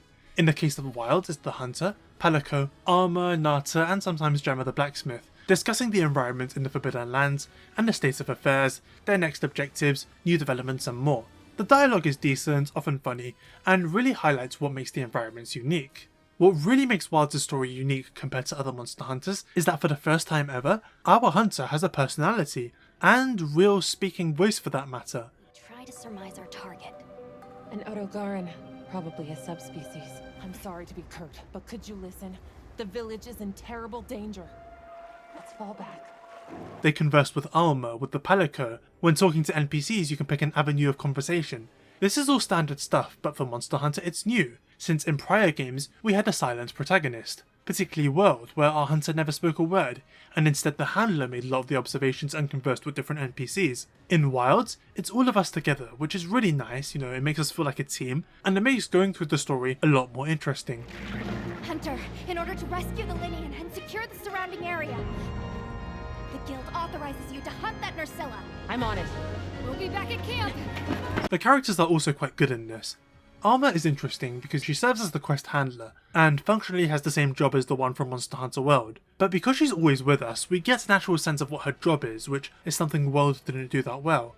She authorizes quests for us when we're out in the field. She takes notes on things, researches, logs it all down. She has observations on the environment, and because our hunter and Palico can talk with her, it leads to interesting dialogue all around. She has an interest in archaeology, which leads to an amusing moment when the Woodwards raid our camp and steal some of her personal items. She was the one who found Nata, and interestingly enough, the only reason we're on the team is because she specifically picked us. There's other characters too. Gemma the Blacksmith is actually a returning character from Monster Hunter 4, which funnily enough, gives us a huge idea of how much time has passed between games, as she was a child back then. Gemma accompanies us for huge chunks of the low rank story, as sometimes we'll be holed up somewhere and we'll need a forge. She has a little arc involving Azuz, where she kind of identifies with a young girl who is in the same position she was once in, which is a neat callback. She doesn't really join you as much for the high rank story, and her absence is felt I think. There's Olivia, the hunter of another unit called Astrum. Our unit is Avis, I should have said that earlier. She wields a hammer and is cool, but sometimes doubts our abilities a little. Nothing mean, but she doesn't really know us, and so often takes the lead on things until later in the story, where she trusts us a lot more. Olivia often fights alongside us against monsters like Uthduna, Ajarakan or Jin Dahaad, which is cool. Her handler is someone named Eric, an eccentric researcher who often gets way too focused on his work, which can put him in danger. Eric is a very different character to Nata, which is cool because he actually replaces her a couple of times for story reasons, and as of title update 2, we can have him with us permanently. There's Werner, an older technician who apparently invented Wyvern fire of all things. He doesn't bother with things that don't interest him, including people, and this sort of creates a disaster at some point in the story which is really fun. It's rare to have real conflict between characters in these games. Another wonderful character is Rove, a wandering Woodward you first encounter when he's been webbed up by Nursilla. Rove mysteriously seems perfectly content in his situation, and you later find out he just likes going on adventures, exploring the old ruins. He's very strange, and the voice acting really sells that. Faced with death, I am finally, truly alive. Rove helps you with a lot of things throughout the game's story, but sometimes gets you into trouble too. What's really funny is that sometimes when hunting in the Ice Shard Cliffs in your own time, you can occasionally find him webbed up again, and freeing him will grant you a little reward. There's also Fabius, who I mentioned earlier. He too is another returning character from Monster Hunter 4. He's mostly involved in the high rank story, as Gore Magala is very significant to him. This is sort of building on the events of Monster Hunter 4, where Gore Magala almost killed him. Fabius on some level still hasn't gotten over that, which leads to some interesting moments. Because of how the story is structured, you can often just rapid fire the missions, which makes the pacing really nice. The plot is always progressing, and there's always a monster hunt of some kind at the end. You don't really know who it's going to be either, which can make for a fun surprise when your target appears, seeing how they'll fit in with the objective you're trying to complete. On the other hand, the story is very restrictive in terms of what it lets you do, which is a huge point of contention for a lot of people, including myself to an extent. Many of these story missions are not so much walk and talks as they are ride and talks, because you're riding the Sacred a lot of the time. You cannot control where it goes or how fast. You can look around and grab things with a hook slinger, but you're mostly just sitting there, waiting to reach your destination while the characters talk. It's not the most engaging thing in the world, and taking away control from you kind of removes the whole point of walk and talks to begin with. There are some missions that let you walk around, but if you stray too far, the game will just yank you back in the direction of the objectives, which is insane. I did a full double take when that happened. Monster Hunter World was often a bit restrictive and railroady, but never to this extent.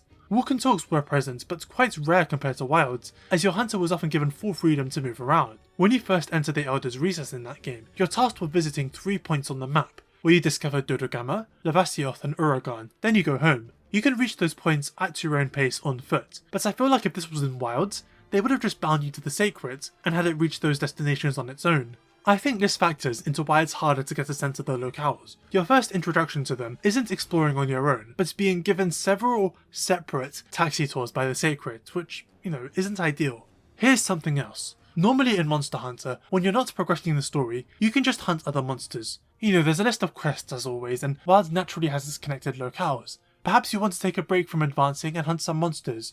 However, there are times in Wilds where the game simply will not let you. When you're in the Scarlet Forest in Hunter Rank 2, you are not allowed to go back to the Windward Plains at all. Other parts of the game are even more strict. There's a section later in the Ice Shard Cliffs where you're at base camp, and you're not allowed to do anything but progress the story. No leaving, no skip travelling, nothing. The game wants you to stick to the plot all the way to the final boss, and then it opens up. This is why Gemma accompanies you in low rank and not high rank, so you always have a smithy with you. But seeing as the entire game was advertised with these seamless quests and changing weather, it's really strange for none of that to be presented to you until high rank. That's when the real game begins. Like, it does make sense because low rank lays it all out, and then high rank is more freeform because you've already explored the lands and can go wild there. I'm in two minds about this. Yes, it's a guided tour through the Forbidden Lands that heavily restricts what you're allowed to do until it's completed. A huge departure from how Monster Hunter stories are usually handled. That part sucks. On the other hand, it's a guided tour through the Forbidden Lands, which just so happens to be the most interesting setting we've ever seen from these games. The goal is to get Nata home, save his people, and work out what's going on with the White Wraith. This journey takes you across the Forbidden Lands because Nata had never left his village before, and sort of struggles to retrace his steps. His people are very isolationist, and nobody else in the region really knows who or where they are. Over the course of the game, the characters slowly begin to realise that the weather inclementities are entirely artificial creations, caused by this huge structure called the Landspine they find in various caves throughout the whole region. They hole up in one during the sand tide, and realise it stops glowing just as the weather subsides. Upon reaching the ruins of Wyveria, they discover Nata's people mostly alive and well in their village of Sild. Nata's uncle Tashin, the leader of Sild, explains that he sent Nata away because he really believed the Wraith was going to wipe them all out. He then goes on to explain who they are, what this place is, and what the Guardians are. Turns out, Sild used to be a great city known as Wyveria. The Ice Shard Cliffs were a part of it, and the entire Forbidden Lands were their territory. The Keepers are what remains of the people of Wyveria, and they're dedicated to continuing the traditions of this old fallen civilization. Much of the knowledge is lost, but they do what they can. Remember the wood crystals I mentioned earlier? Its original form is called Wyvern Milk, that is sourced from a great device in the heart of Wyveria, called the Dragon Torch, that powers the inclemencies among other things. What are the Guardians? Artificial monsters. They're immortal, only need to subsist on Wyvern Milk to survive, and were built to protect and serve Wyveria. In the Hunter's notes, they're listed as constructs, and they're all born from cocoons. Turns out the White Wraith that attacked Sild was a Guardian known as Arkveld, who broke free from his conditioning and is now out of control. You're then sent to Suja to find out more, and here is where you discover the truth behind everything. The inclemencies had different purposes. The thunderstorms in the Windward Plains were designed to kill monsters, the fire spring in the Oilwell Basin was to forge materials, and the downpour in the Scarlet Forest was to wash away any toxins produced from that. And the frost winds in the Ice Shard Cliffs create a gravitational anomaly that helps with construction. 1,000 years ago, Wyveria was at war, and so they created a new Guardian to fight off the enemy army, Zoshir, who successfully routed them. Zoshir then turned on his creators and totally collapsed the civilization before going to sleep. The survivors split into two groups, one dedicated to continuing the traditions of Wyveria, who became the Keepers of Sild, and those who wanted nothing to do with any of it and moved to Suja. Throughout the story of Wilds, weather inclemencies start occurring at unnatural rates, and it is discovered that Zoshir is absorbing the energy from the Dragon Torch. He is very close to waking up. So this leads to a very interesting dilemma for the characters. Do we evacuate everyone living in the Forbidden Lands to escape the wrath of Xochitl, or do we turn off the Dragon Torch, which will likely just kill him, while also ending everything, namely the inclemencies as well as Wyvern milk and Guardian production? The idea of stopping the Dragon Torch is genuinely cataclysmic when you consider that, despite each inclemency being designed for specific purposes, life has evolved around them now. Take the Windward Plains. The fallow is likely just the default state of that area, and the plenty is said to be a direct result of the sand tide. Remove the sand tide, and there's no more plenty, effectively destroying Kunafa's way of life. Same with the people of Azuz. Without the Fire Spring ceremony, they can't continue doing things the way they used to. Their whole way of life is gone. But it's not just the people. The monsters too would suffer. The sand tide was originally used to kill monsters, but in the past several centuries, monsters have learned to live with it. Those that are weak to thunder simply hang out during the plenty, but others have evolved to withstand the storms. Take the hordes of Rathalos, small monsters you find in the plains. Their spikes serve as lightning rods, which allows the male to take the full force of the strike, protecting the females around him. Or how about Rey Dau, who of course likely moved here some time ago to take advantage of an environment that poses no risk to him. What does Rey Dau do if there's no more sand tide? He most likely just leaves. But this also screws over the people of Kunafa. Remember the wind chimes? The reason they're so effective at repelling monsters is because Rey Dau has the exact type of crystals on his wings. You can even hear them as he flies sometimes. If Rey Dau leaves, monsters will just eventually forget why they were scared of the wind chimes to begin with, and so Kunafa village will no longer be safe. Literally all life gets irreversibly changed. Or how about the Scarlet Forest? What does Uthduna do without a downpour? But once again it goes further. Wandering around Sild, you can hear NPCs talking, and occasionally you can overhear one of them go, "Oh, so it's a forest now." The forest being the Scarlet Forest. Mind you, the people of Sild have not left the ruins of Wyveria in 1000 years, which means back then, there was no forest. It has since grown here, likely thanks to the downpour, and without it, who knows what will happen to this place. The ice shard cliffs being frozen over is likely a consequence of the intermittent frost winds, but without them, that place will thaw. Where do all the monsters that adapted to that environment go? What the hell does Jin Dahaad do? The Forbidden Lands fundamentally need the Dragon Torch to continue. Nothing can survive in their current states without it. But then what about Xochitl? His power was immense and caused mass destruction. You can see it in the ruins of Wyveria, but also someplace else. Do you remember how the Windward Plains, Scarlet Forest and Oilwell Basin are connected? Well, the cliffs, Suja and Wyveria all have a path connecting them too, known as the Lost Path to Wyveria. No monster hunts can happen here. It's purely just a path for you to travel across, and it's here you can see the carnage Xochitl inflicted. It's certainly something, and it's clear you cannot allow this bioweapon to wake up. I really do love this dilemma, for how much it made me appreciate the world building of the Forbidden Lands. Monster Hunter World also had lots of detail in its environments, but I never really found it interesting like I do here. The Scarlet Forest thing in particular blew my mind. What's really cool is that the characters are also torn on this. Olivia wants to shut down the torch to preserve as many lives as possible. Werner wants to shut it down too, although only after he studied the whole thing. Eric, Alma and Gemma are opposed for reasons I mentioned earlier. Our hunter ends up selecting the secret third option. We wake him up and do battle. During the course of the battle, Xochitl begins transforming. First his face, which transforms into some kind of malformed dragon head with horns growing at weird angles.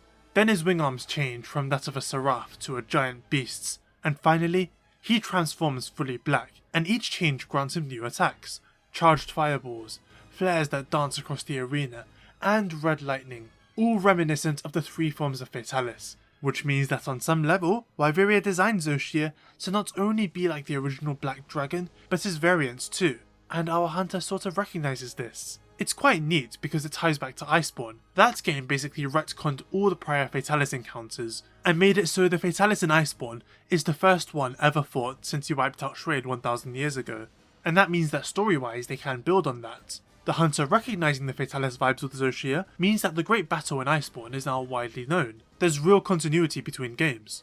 And Fatalis being dead means more developments can come from that. In fact, when you think about it, Xochitl's awakening and Shred's destruction at the hands of Fatalis both happened 1000 years ago. Maybe the two events are related somehow. Nobody plays Monster Hunter for the story.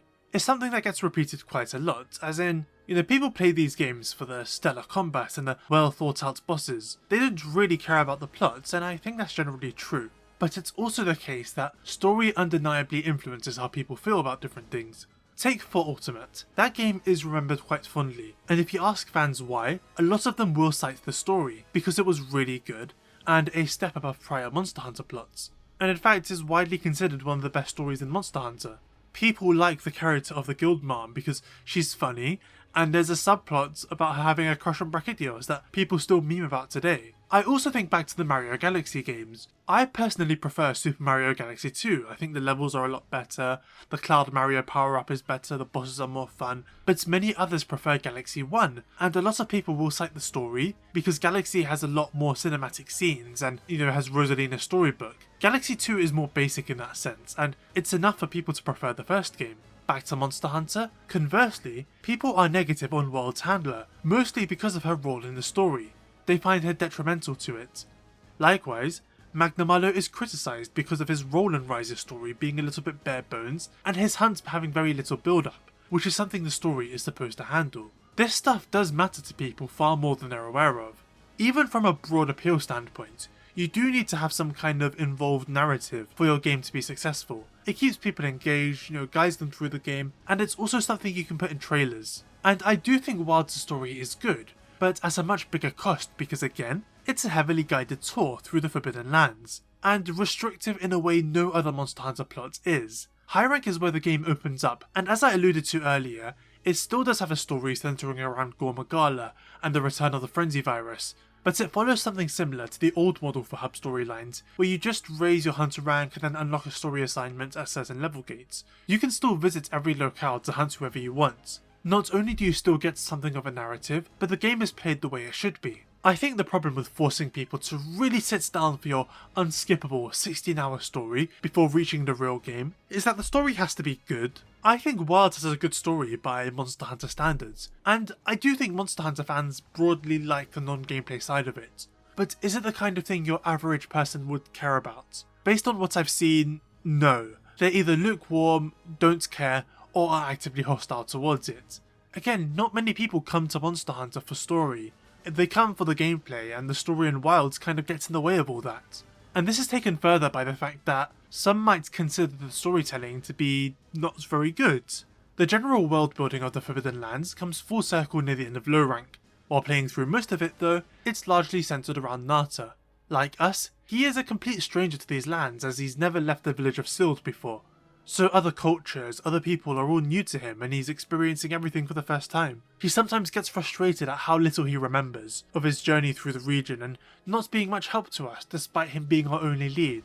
Arkveld's massacre also heavily traumatized him, driving him into a terrified rage every time the party encounters the Chained Wyvern. However, once it's revealed that Arkveld is a guardian that's broken free of his conditioning, Nata begins to empathize and, to an extent, identify with the monster. After all, Nata grew up as a keeper, people who are dead set on keeping the traditions of Wyveria going, never leaving or doing anything else. Nata was expected to carry that duty, but through a series of unlikely events, he ended up on the outside world and experiencing many different environments, people, culture. He feels that he broke free, similar to how Arkveld did, and developed something of a kinship towards the monster. Guardians can't even leave the ruins of Wyveria either, but Arkveld somehow did. But this all comes crashing down when they encounter Guardian Arkveld for the final time. Do you recall how Guardians are only supposed to eat wyvern milk? Well, Arkveld got a taste for real flesh by eating other Guardians, and he enjoyed it. So he kept eating, and eating, and eating, and eating, which slowly broke his conditioning. But because he had never developed proper eating habits, he ended up being totally out of control. The party encounters him next to two massive corpse piles. So the big emotional moment of the story is Alma and the Hunter realizing that they're gonna have to kill Guardian Arkveld, which Nata heavily protests to the point of tears. This is controversial because, as far as most people believe, Nata goes from hating Arkveld to suddenly wanting to protect it. It comes across as very sudden. He goes from, no, we're gonna kill him, to, Arkveld is me. Me and Arkveld, we're the same. To, no, we can't kill Arkveld. No, please don't do it. No. I think the main problem is that the idea of Nata breaking free from the Keepers isn't really emphasised. Like, I explained the parallel earlier, but it's something you have to read into a bit. The Keepers are, by all means, they're not evil or doing anything wrong, as the Guardian process is entirely automated by now. They're not making them on their own. They mostly stay isolated for good reasons considering what lies beyond Sild. What is said is that Nata has a duty to the Keepers. You know, his father was one as well. And so Nata rejecting that is paralleled with Guardian Arkveld breaking free from similar duties. I don't know though, I mean, I guess the thing is, prior to Arkveld's attack, like I said, Nata never knew anything other than the Keepers and the life they had. But now he's had a taste of the outside world, he simply can't go back to the way he was. Just like Guardian Arkveld, who, like I said, he's the only Guardian to be seen outside of Wyveria. And I think that makes sense, but perhaps the story could have been more clear with it. The easiest way to do that would have been, I guess, to make the Keepers evil, which would make Nata wanting to break away, very understandable. But that's a bit heavy-handed. And really the Keepers not being evil in any way makes Nata's situation all the more interesting. There wasn't anything wrong with his prior state, but now he wants to experience new things because he knows a world outside of Sild exists, and I think that's quite relatable. I find it very interesting that Monster Hunter has been playing with the idea of people personifying or identifying with monsters as of late, such as Fearain in Sunbreak, and a certain character in stories too. Both times they project certain desires onto these monsters, only for the story to counter them and confirm that no, this thing doesn't want to protect the kingdom, or rebirth the world. It just wants to respectively guard its territory or live. And now we've seen the same with Guardian Arkveld, where Nata goes, Arkveld is just like me, only to face the cold hard truth that he's just a wild animal. It's also worth mentioning that Nata isn't the only character to be conflicted about killing him. Alma can barely give the order out. For the continued preservation of this ecosystem, the guild authorizes you to slay the Guardian Arkveld. Acknowledged. And Gemma doesn't look happy either. Only our hunter has the total resolve. This moment feels sad, especially because as far as we know at the time, this was the last Arkveld. He was believed to have been extinct. But I think the initial confusing and abrupt nature of Nata's protests kind of undermined the whole thing, so it doesn't land the way it could have. The Arkveld moment is strange in isolation, but it does pay off at the end of High Rank, where the final boss is Arkveld, not Guardian, the original. The Guardian Arkvelds managed to somehow revert to their original species, and are now totally free from their programming. However, this one was driven crazy too, by Wilk that was infected by a strain of the Frenzy virus. Man, they cannot get a break, can they? So he needs to get put down once again. The Hunter and Alma kind of look at each other like, oh god, how's Nata gonna react? But Nata's okay with it. He's like, yeah, we need to kill him. I know what we need to do now. It's a big character moment for him. It demonstrates a lot of maturity, and that he's come a long way. There's also an interesting theme relating to food going on. Whenever the party finds a new village in Wilds, we get offered food. Big, hearty meals, and they're all different depending on the village. Nata eats with us too, and that's part of how he experiences the outside world, and different people. You know who else experienced the outside world through eating? Guardian Arkveld. It's nicely done. Food in general is done well in Wilds. Yes, you can eat at the grill, but sometimes the villagers from each settlement will offer you a meal randomly, which is nice. The food is unique to each region, as are the buffs, and the music that plays while you eat it. It's a fun way to keep you connected to the characters of each village, long after the story is over, which I feel is something Monster Hunter normally struggles with, as most non-facility NPCs sort of fade far into the background once you're in the endgame just hunting monsters back to back. A couple more things to say about Wilds' story. I found the cutscene direction to be particularly impressive. This is something they've largely been quite good with, but Wilds' scenes are generally much cooler to watch. The game is willing to do way more with its camera, and I generally think our hunter's role in the scenes is handled better than World's, mostly because we can talk. I also think the voice acting is great. Again, not something I believe World or Rise did badly at all, but this story asked slightly more from the actors than World did. Something I was surprised about was the Palico being voiced in English. This is new to Wilds, and initially based on the beta I was quite iffy. In my review of the beta you can actually hear me say that the feature wasn't for me and I'd be turning it off. I'm coming too! The Palico, however, I had to turn the meows back on. I gave it a fair shot, but I simply couldn't do it. But in the full game I had it enabled because I found it quite adorable, and it enhanced the experience. The Palico feels more like an involved character as a result. I also like how Wilds' story emphasises the difference between a hunter and a normal person. We learn that hunters are forbidden from using their weapons against people, for instance. The story is also willing to constantly put NPCs in danger. In the beginning we see Nona of Kunalfa village being attacked by Balahara, or Yisai by Shatakabra. Lalabarina kidnaps Eric. 5 Ajarikans and New Udra invade the Everforge. You come to appreciate that realistically, regular people cannot do anything but flee when encountering these creatures.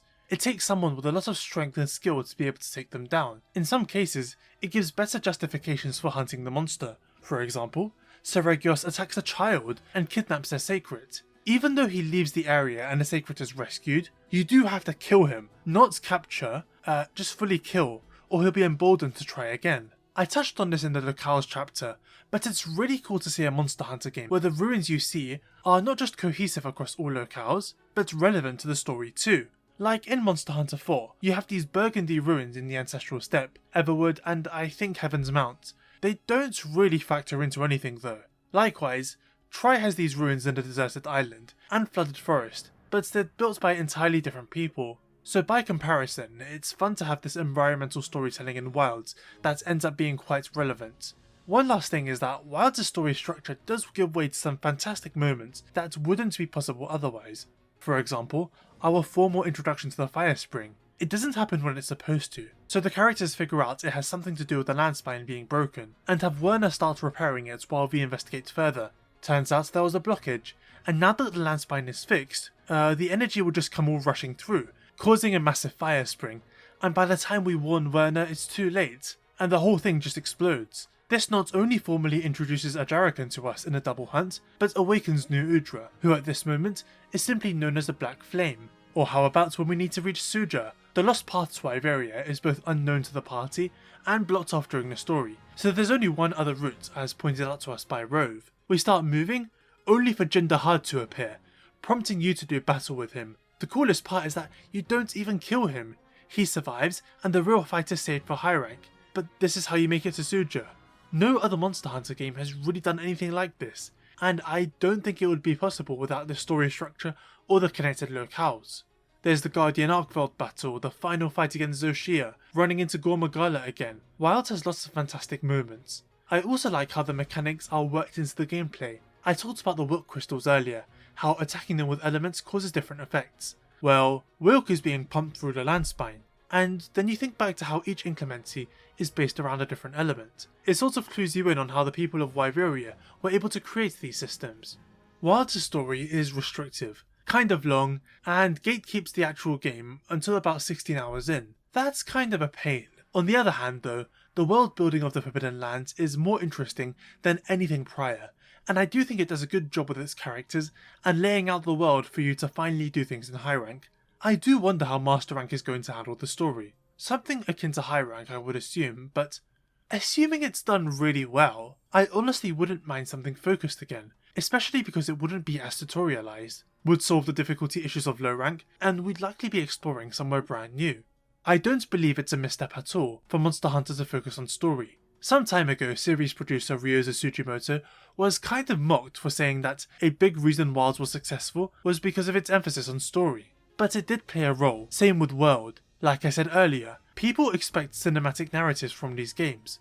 The question is, how much is too much, and was it worth it? I do believe the current writers for the Monster Hunter games are capable of telling emotional stories. I've seen this in Sunbreak, and Wilds was good too. It just didn't seem to hit with some people. I wonder if taking more cues from stories too would have been a good idea. For example, a human antagonist could be really interesting to see in the main games for the future, or the deaths of major characters, which so far hasn't happened during the course of a Monster Hunter outside of the story's games. I think they could take much bigger swings in the future. Just one more thing, because some people might ask. Monster Hunter World's story was designed in a way that made progressing through the whole thing with your friends a giant pain. Wilds has the same problem, but I didn't have the same ire towards it, because I decided not to play the story with my friends. I knew the issue was going to be there before launch, and so decided not to just bother and just, blast through on my own. Therefore, I don't see the point in criticizing something I did not experience. So just in case you were wondering.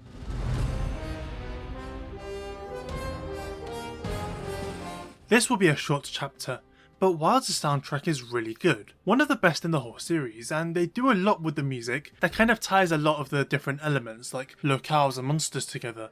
Wilds' soundtrack follows the same style as World, where it's orchestral and very multi-layered. Like in World, there's multiple different locale themes, one for facing small monsters, another for facing medium monsters, and another for facing large monsters like Rathian.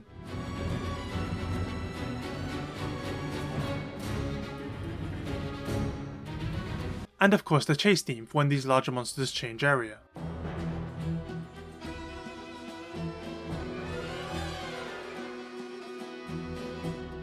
However, there's also an additional Quake theme for the extra powerful threats.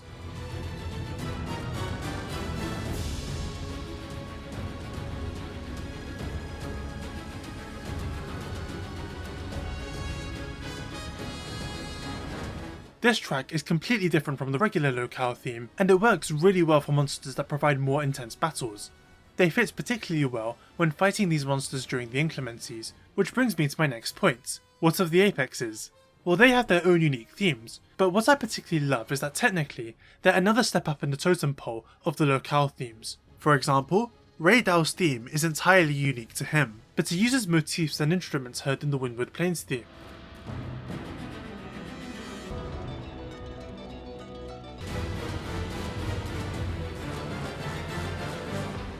It's basically a really intense alternate version of the Quake track. This also applies to Uthduna in the Scarlet Forest and New Udra in the Basin. Jin Dahaad is a particularly great example. The Iceshard Cliffs theme makes use of pianos, organs and brass instruments.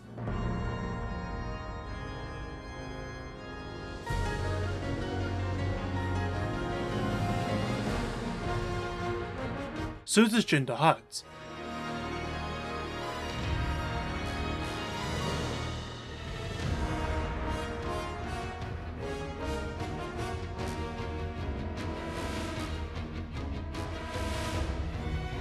It really helps the Forbidden Apexes feel not just like the true rulers of each locale, but monsters that have adapted to the environment over time and made it their own. They don't create the weather, they simply thrive in it. Invented in Scissors, the theme of the ruins of Wyveria has a lot of synth in it.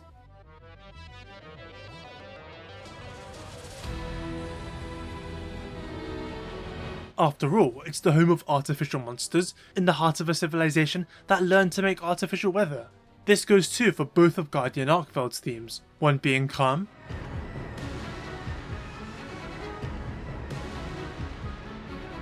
and another being very intense.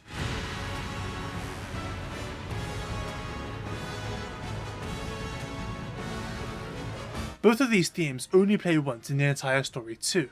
And of course there's Xoshia's. His Phase 1 theme emphasises his artificial nature, but also his threatening abilities, being an ancient bioweapon that toppled a civilization.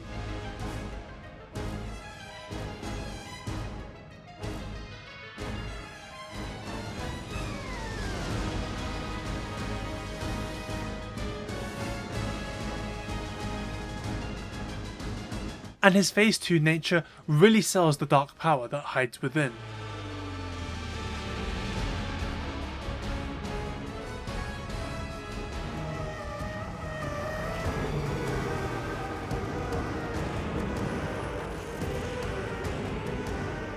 It goes even further, because during the inclemencies, you can hear ambient music unique to each locale in the background. There's messed up light motifs from the regular locale themes, and it does a lot to make the inclemencies feel even more dangerous.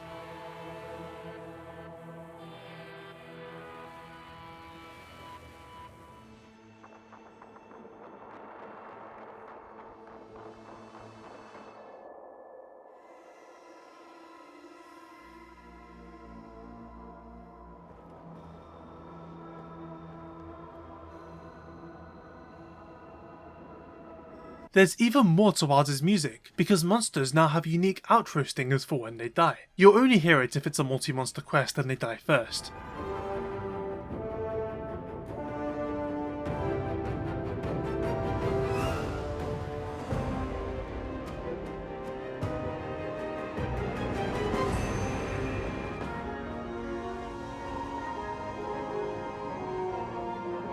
In the past, the music would just fade away, but now it plays a unique stinger that's different depending on the threat level, but also the monster. It's such an amazing detail. I also like the themes of returning monsters. Mizutsune's theme is done really well. It uses more Western instruments compared to the Generations and Rise versions, which gives it a slightly different feel.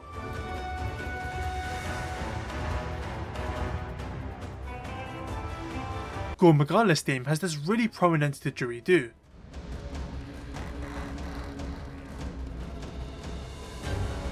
And a segment from Monster Hunter 4's theme.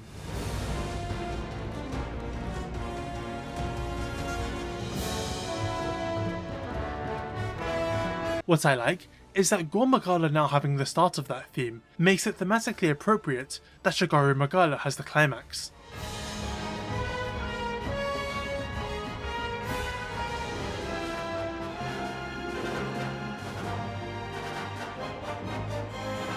The concept of including the old village or game leitmotif in a new rendition of a returning flagship monster started with World. Kushala Daora had DOS's theme, and then in Iceborne Nagakuka had Poke Villages, and this goes for several others. Rise didn't do this, but Wilds does. Seregios, for example, now has a portion of Dundorma's theme from Monster Hunter 4 Ultimate, the game he was from.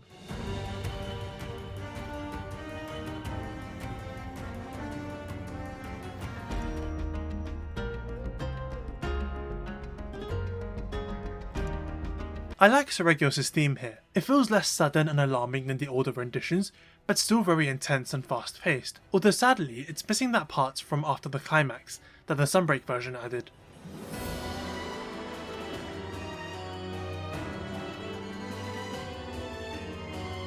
Wilds is a series first in that it finally gives Rathalos a unique battle theme.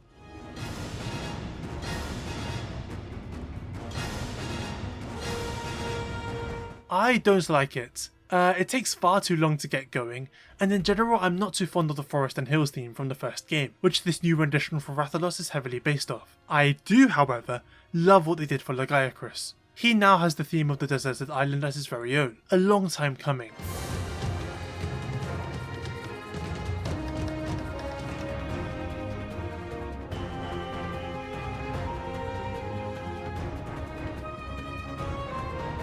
This track was always really good, but they made some great changes. The theme of Try was always baked into the track, so instead of inserting a small leitmotif, they just slapped the whole climax of To One With Life in.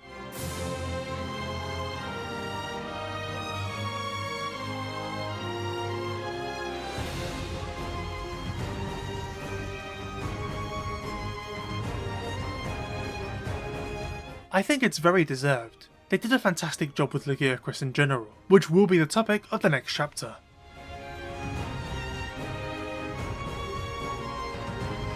Several months ago, I made a video discussing title updates in Monster Hunter, and whether or not they've been good for the series since their introduction in World. I do recommend you watch that video, but if you don't, essentially the conclusion I came to is that the early title updates are often alright but annoying, because they're filled with stuff that you feel should have been there to begin with. This wasn't true of World necessarily, but it was something that started with Iceborne, when they released Guiding Lands regions and updates, but became especially noticeable when Rise's entire post-game took 2 months to release, and now it's just a trend. So after Update 2, the game feels complete. But generally, the stuff we get from Update 3 onwards feels very substantial, more than they would if they were present in the game from the start. This overall trend is largely true for Wilds' first 2 major updates, but they did surprise me in a lot of ways. Wilds' first update added Mizutsune, Zoshia, and a Gathering Hub. Yes, you heard me, Zoshia. While you could fight him as Wilds' final boss in low rank, it was a one-time encounter, something believed to have made sense as Zoshia was a one-of-a-kind in the story and we killed him. Title Update 1 had him return in high rank, refightable with craftable armor and 14 weapons. This update prompted that title update video to begin with, because it's a huge example of that point I made about the early title updates feeling like stuff that should have been there to begin with, like the Gathering Hub. Monster Hunter games always have that. Why was this missing? Or Zoshia, he's literally the final boss. Why couldn't we refight him at launch? Why did it take a whole month? Then there's Mizutsune. Look, I like Mizutsune, but he was in Rise, as were 2 other versions of him. I fought him more than enough. Was it worth waiting extra to get yet another version? Could it not have been somebody else that we haven't seen in a long time? This stuff being missing from launch, but added just a month later, gave the impression that Wilds was unfinished, and so people were not happy.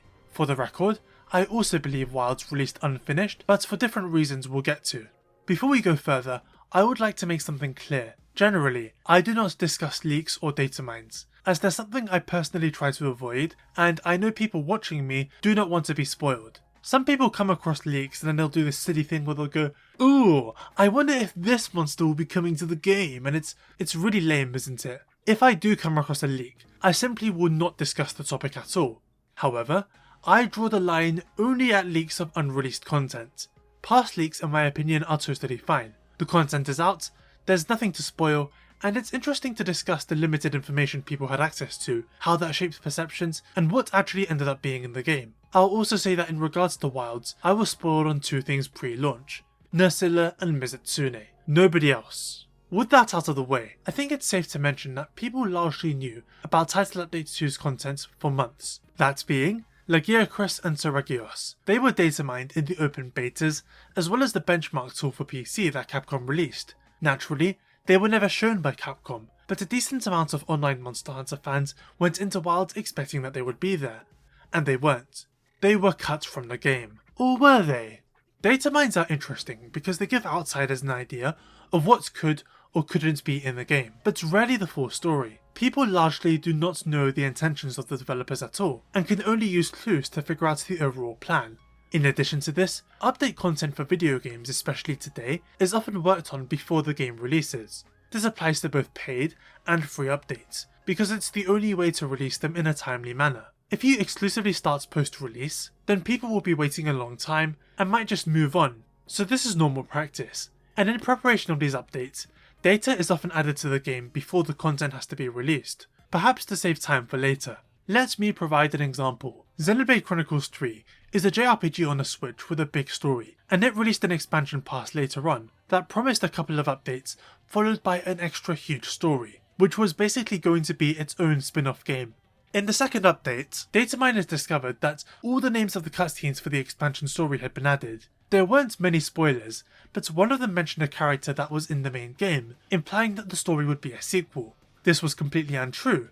It ended up being a prequel, featuring a character that simply had the same name as he was an ancestor. So that's an example of people discovering early evidence of future content through data mines, making assumptions, and coming to wrong conclusions.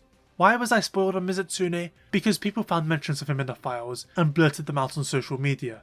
So Mizutsune was worked on prior to release. Was he cut from the launch version? Well, again, just like with Xenoblade, future update content is not only worked on ahead of time, but is often added into the game files to make things easier later. Therefore, it is my understanding that all of Update 1's additions were simply planned to be update content from the very beginning. The Gathering Hub is an odd choice, but Wilds wasn't lacking for one, since you can see other players in the different bases when connected to a server. In addition to this, out of the various main Monster Hunter games, this hub is also one of the biggest we've ever seen in terms of features and also just visible players. Then there's Zoshia. It's strange for the final boss to be a one-time encounter with no craftable gear, but this ties back to the story. Remember the Great Dragon Torch dilemma? The party had 2 options: evacuate everyone and seal off the region before Zoshia wakes up, or shut down the torch, which ends Zoshia but completely changes all life in the Forbidden Lands forever. Our hunter picked the secret third option: wake Zoshia up and kill him, which solved the problem and had no downsides. Until Title Update 1. Turns out, Zoshia can come back. He revives himself, and can keep doing so every time you kill him. His soul might be tied to the Dragon Torch. We have to get lucky and put him down every time, but Zoshia only has to be lucky once and it's all over. The characters at this time have no permanent solution to this. I think this is Wilds' Title Update storyline, which all Monster Hunter games except Wild have. Iceborne's post-launch storyline was the domino effect of the Guiding Lands, leading to the discovery of Safi'jiiva, which led to the return of Elatrion and the revival of a 1,000-year-old legend. Rise was about the union of Nawa and Ibushi, and Sunbreak was about the desperation of the Curio as they fed for stronger and stronger hosts. Zoshia had to be awoken, because he was absorbing energy from the Dragon Torch, and the unstable inclemencies were because whatever process he had initiated was nearing completion. We might just find out what his original goal was. I believe that will be Title Update 5. So saving him for high rank was weird, but he is post-game after Arkveld. This is an epilogue for the story in a way. At least that's what I'm thinking. Mizutsune was a strange choice, but again, he's been upgraded to gain Soul Seer Mizutsune abilities and attacks later into the fight, and when tempered, becomes really dangerous. Combined with his new turf war, music and more, he is a worthwhile addition that can hold his own during endgame hunts. I do enjoy fighting him quite a lot. So what about Lagiacrus and Brachydios? Personally, I do believe they were cut. Data mines aside, Laggy's absence in the game can be felt. Rey Dau doesn't cover every weapon option, which means your only other option for thunder weapons is Guardian Volga Anjanath, whose weapons are not great. This was the case with dual swords and greatsword, among others, so the addition of Lagiacrus' weapons filled them out better. During the high rank story, Eric announces that he's relocating to the Scarlet Forest. This leads to nothing. There's no outcome for this happening, other than Eric being available to talk to in that region. but Lagiacrus's quest, when it was added, has you accompany Eric in the Scarlet Forest, which to me implies it would have been a quest you accepted from him there. And then of course, Lagiacrus's nest being in the game, but blocked away by boulders. Another open secret people sort of just worked out. As for Seregios, it's more simple. Allegedly the data mines had him in a similar position to Lagiacrus, and his icon was wedged between Rathalos and Grabbios. The Windward Plains lacked a high level returning monster in the base game to potentially rival the Apex, which the Forest, Basin and Cliffs all had, so presumably Seregios was supposed to serve that role for Rey Dau. Either way, he does now. So why were people so upset at these monsters being cut? Well, they were generally excited to see them again, and their absence meant that Wilds launched with less monsters than World. Not just that, but there was a fairly long gap between updates 1 and 2, which made people more annoyed, leading to the same old classic lazy devs accusation. Wow, they're taking so long to add monsters that should have already been there? Ridiculous! Of course, there was something else major that everyone was upset about, but we will get to that. Either way, this situation didn't help. However, the wait was definitely worth it. I said that in a titled update video, that the monsters we get in updates are often more fleshed out than they would have been if they were in the base game. This is true of Lagiacrus and Seregios. The extra undivided development time helped them immensely. Lagiacrus on land is a much better fight, comboing more, attacking from different angles, and making use of thunder AoEs and many more attacks. He also has 3 different turf wars, one against Uthduna and another against Rathalos where he loses, as well as one where he wins. Both turf wars start the same, but end very differently, which is really cool. But it goes further. He now has a segment where he dives underwater and forces you to fight him there. Wilds does let you dive into certain underwater segments, but you were not granted free movement and had to travel along a fixed path. This is different. You can move up and down and dodge in those directions too. Lagiacrus has many of his old underwater attacks you used to have, and you have to attack him by using the Clutch Claw to bring yourself closer to him and then use your weapon attacks when latched on. The Clutch Claw. In an underwater environment. Because it's bad. For those unaware, Lagiacrus is from a Monster Hunter game that let you fight monsters underwater, where you could use your weapons in a fully 3D environment. The mechanic was only in that game, and so despite Lagiacrus returning once to Generations, he became a land-only fight and people were always unsatisfied with that, and rightly so, he was always kind of lame without it. The developers doing this for him is one of the coolest things I've ever seen, and I'm not even that big on Lagiacrus. It's not identical to the 3 Ultimates underwater combat, and I don't really expect it to be expanded to more monsters because development wise it's probably very tricky, but either way Lagiacrus is the only monster in Wilds who has anything like this, and I fully believe it was only added because of him being an update monster. This is not the kind of thing you give to a random monster in the base game. I almost wonder if this is why he was delayed. Maybe they realised that saving him for an update would allow for this. Regardless, I think everyone can see why this edition was special enough to be an update that you waited 4 months to face. Lagiacrus also has an insect glaive that resembles a trident. It's a cool addition and is also new to this game, he didn't have one before. Then there's Seregios. I've always been very fond of this monster and was happy to see him in Sunbreak, however that version felt lacking compared to the original in ways I've described in a prior video. The Wilds version, however, a total return to form, and possibly the best version ever. He's so fast, has a ton of combos, and doesn't relentlessly taunt like he did in Sunbreak. He was really predictable there, but in Wilds it's the opposite, which makes him so much more dangerous, and he can even pick up small monsters and chuck them at you. Seregios also has a really funny turf war with Rey Dau, where he gets completely owned. He also has an introduction cutscene, where, I think I said this earlier, he kidnaps a Sacred from some Kunafa kid, and as a result, you have to slay him. Not hunt, not capture, but kill. He has to die, which I see as repentance for that one time he ruined my capture quest. While his other content updates have been good, they added Arkveld from Street Fighter as a literal new moveset you can fight monsters with. Monster Hunter Rise also had an Arkveld outfit that simply made the sword and shield invisible, so it looked like he was punching the monster. I liked that outfit quite a lot and it got me to main sword and shield in that game for a while. But the Wilds version is indisputably much higher quality. Arkveld is a roaming NPC in this game, and you have to do a dedicated side quest to earn his armor, and once you do, you can punch monsters to death. It's insanely high effort, it's practically the 15th weapon. There's also the festivals in the Grand Hub, the Diva songs, the arch-tempered monsters that have been pretty difficult. Wilds is operating on a slightly longer schedule than Iceborne and Sunbreak, but it has something to show for it. There is one other aspect of Wilder's post-launch that is really interesting, and that is how Capcom has been fixing and changing minor to huge parts of the game in a way we've never seen before in games like World or Rise. This goes beyond content additions or even quality of life. It's an ever-changing game, and by the time this video goes out, even more changes would have been made that I'm not aware of. First of all, weapons. Some of them were bad at launch, as is the case with these base games. An example is the hammer. Most of its damage could be dealt with this one attack, which made using the weapon a bit boring, and its offset was locked behind the triple stamp combo. A patch buff not just the other attacks, which equalised the weapon's moveset across the board, but gave the hammer's level 2 charge an offset, making them easier to pull off, as well as giving it a better follow-up. The focus strike with dual swords used to have you spin along the monster's back, which was a cool looking move you could do from the air in World and Rise. However, here it was counterproductive. The attack was rather lengthy, and you couldn't really control which end of the monster you started from. I want to keep attacking Uthduna's head, but instead I'm now at her tail and I need to go back. A patch brought a version of Sunbreak's Spiral Slash for you to use instead, which focuses on the part you initially attacked. It's completely optional and a really nice thing to have. Normally we could expect weapon attacks to be added when the expansion is released, but never before have they been introduced in a mere patch. It's unprecedented because it requires a fair amount of motion capture work.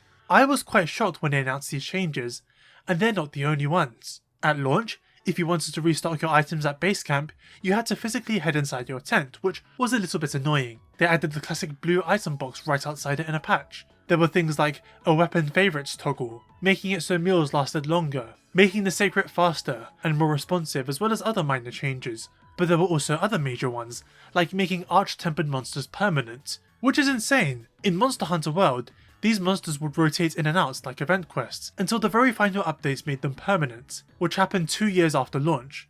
With Wilds, we could have expected the same thing to happen in 2027 or 2028, instead it's now. People were not happy with these monsters being on a schedule, for reasons that will be interesting to break down later, but Capcom listened, and now all of them will simply be permanent additions as events. There's more. The endgame at launch was centered around Arkveld, as he gave the most rewards. Not just that, but people largely found the base game a little bit too easy for reasons mentioned in the combat chapter.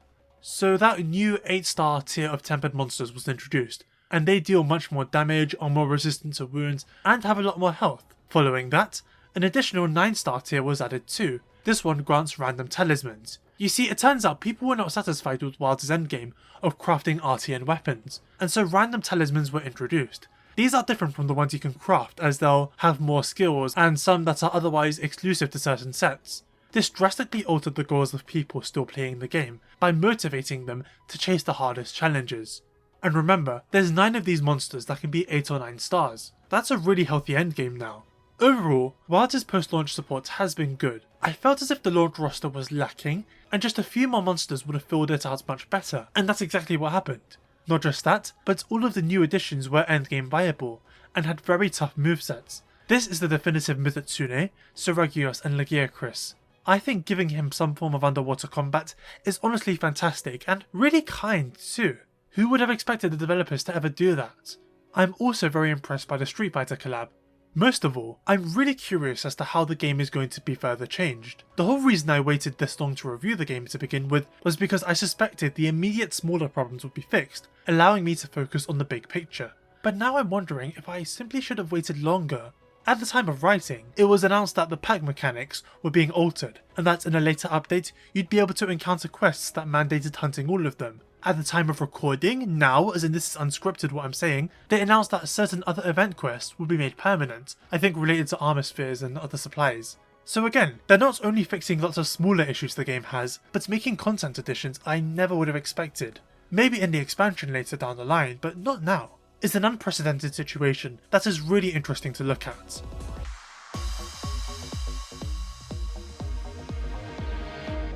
Initially, this was going to be the last chapter, but then I moved it forward, because I've alluded to it several times and it's important for the topics we'll talk about later. Wilds infamously does not run all that well, particularly on PCs, but the console situation isn't perfect yet, so I wanted to discuss the topic as well as my own personal experience with it.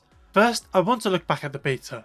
This was people's first warning sign that the game would run badly. The frame rate would fluctuate massively, especially in the grassy field of the Windward Plains. The game was only 6 or 8 months out, so people began to worry, but there was optimism. Data mines revealed that the build of the beta was finished in 2023, and so this representation of the game was missing a whole year of work. As for my experience, I actually extensively discussed it in a review of the beta. The performance wasn't great for me. I have two monitors, a 1440p one and a 1080p one. Generally, I record all my Monster Hunter footage on the 1080p one, because all my videos are in 1080p. But gaming wise, I tend to use 1440p, and Wilds did not run well on either. I could never hit 60 frames per second, which was quite alarming, especially because my PC specs at the time exceeded the PS5. I am very much averse to features like frame generation either. I prefer real native frames. However, I am not opposed to upscalers like DLSS or FSR, as long as the base resolution is high enough. So from the presets, I'd rather go for quality or just DLLA. After the first beta, while I did feel confident that the game's technical state would improve, I still decided to build a new PC. Since June 2022, I had been using a pre-built with these specs. Pre-builds are generally fine if it's a starter PC or something, but they can be quite limited. In my case, I wanted to change the GPU, but then I realised I might need a higher power supply. I was also heavily limited when it came to RAM upgrades, and eventually it was just recommended to me that I should build one from scratch. The pre-built had better specs than a PS5 and Wilds as recommended, but my plan was to overshoot both. I needed to run the game at 1440p 60 frames per second at high settings, so the PC I ended up building had an AMD Ryzen 9 7900X, RTX 4070 Super, and 64GB of RAM, which is pretty beefy. The CPU has 12 cores and 24 threads, which apparently is great for video editing and general multitasking, and with this abundant RAM, I can open all the Chrome tabs I want, or just comfortably game with a YouTube video open on the side. Responding to concern over the beta's performance, Capcom released a benchmark to test the game's performance, and it was strange. It was basically a shorter cutscene of Nona being chased by the Balahara, followed by a sacred tour of the Windward Plains, a short walk through Kanatha, and a meal. On the side, the current frame rate would be displayed, and it would show you the average at the end. Depending on the average, you would know if your PC was fit to run the game. Sounds good, right? Well, the benchmark garnered a lot of criticism, and was seen as deceptive by some. It never took you through any monster battles, and the average frame rate rating at the end was kind of worthless, because the actual real-time frame rate would fluctuate so wildly. While I personally agreed with the advice that you needed to ignore the average frame rate, I thought the benchmark tool was fine. My experience with the beta was that monster fights didn't really cause performance drops, but the village and grassy field often did. And in retrospect, I was even more correct. Nothing in Wilds is more intensive than that field during the plenty. People criticised the use of a cutscene and accused it of being a feeble attempt to pump up the average frame rate, but it is something they had to include. The game has lots of scenes, and this one had a ton of Balahara with constant camera switches. It was valuable to have there to see how our rigs handled it. Anyway, as you can see, it wasn't running great most of the time. It would often fall below 60, but often sometimes even hit 80. A very wide range indeed. And then the game released, and ran awfully. I recorded that entire playthrough. Constant frame drops, stutters, the game just looked bad, and overall only mildly ran better than the beta. But I had played the beta on my old PC, whilst I was running on my brand new, freshly built, dramatically more powerful rig, and still couldn't run well. Like, I want you to watch this part of the story. Has its risks.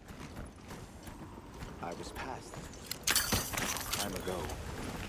Now It's broken. Remember when I talked about Iceborne and the Clutch Claw? How I really wanted to like the game, but I wasn't enjoying the combat and that kind of soured everything? The performance problems were that, but for the entirety of Wilds, it was a permanent debuff on the entire experience. The game was amazing, but didn't feel good to play, and it actually upset me a fair bit. Capcom had provided me with a code for Wilds, so I didn't pay $70 or £60 for it, but I had spent a lot of money building that PC, and for the game to just run like this was... it was... all my fault. You see, the PC was freshly built, and I'm something of a layman when it comes to this stuff.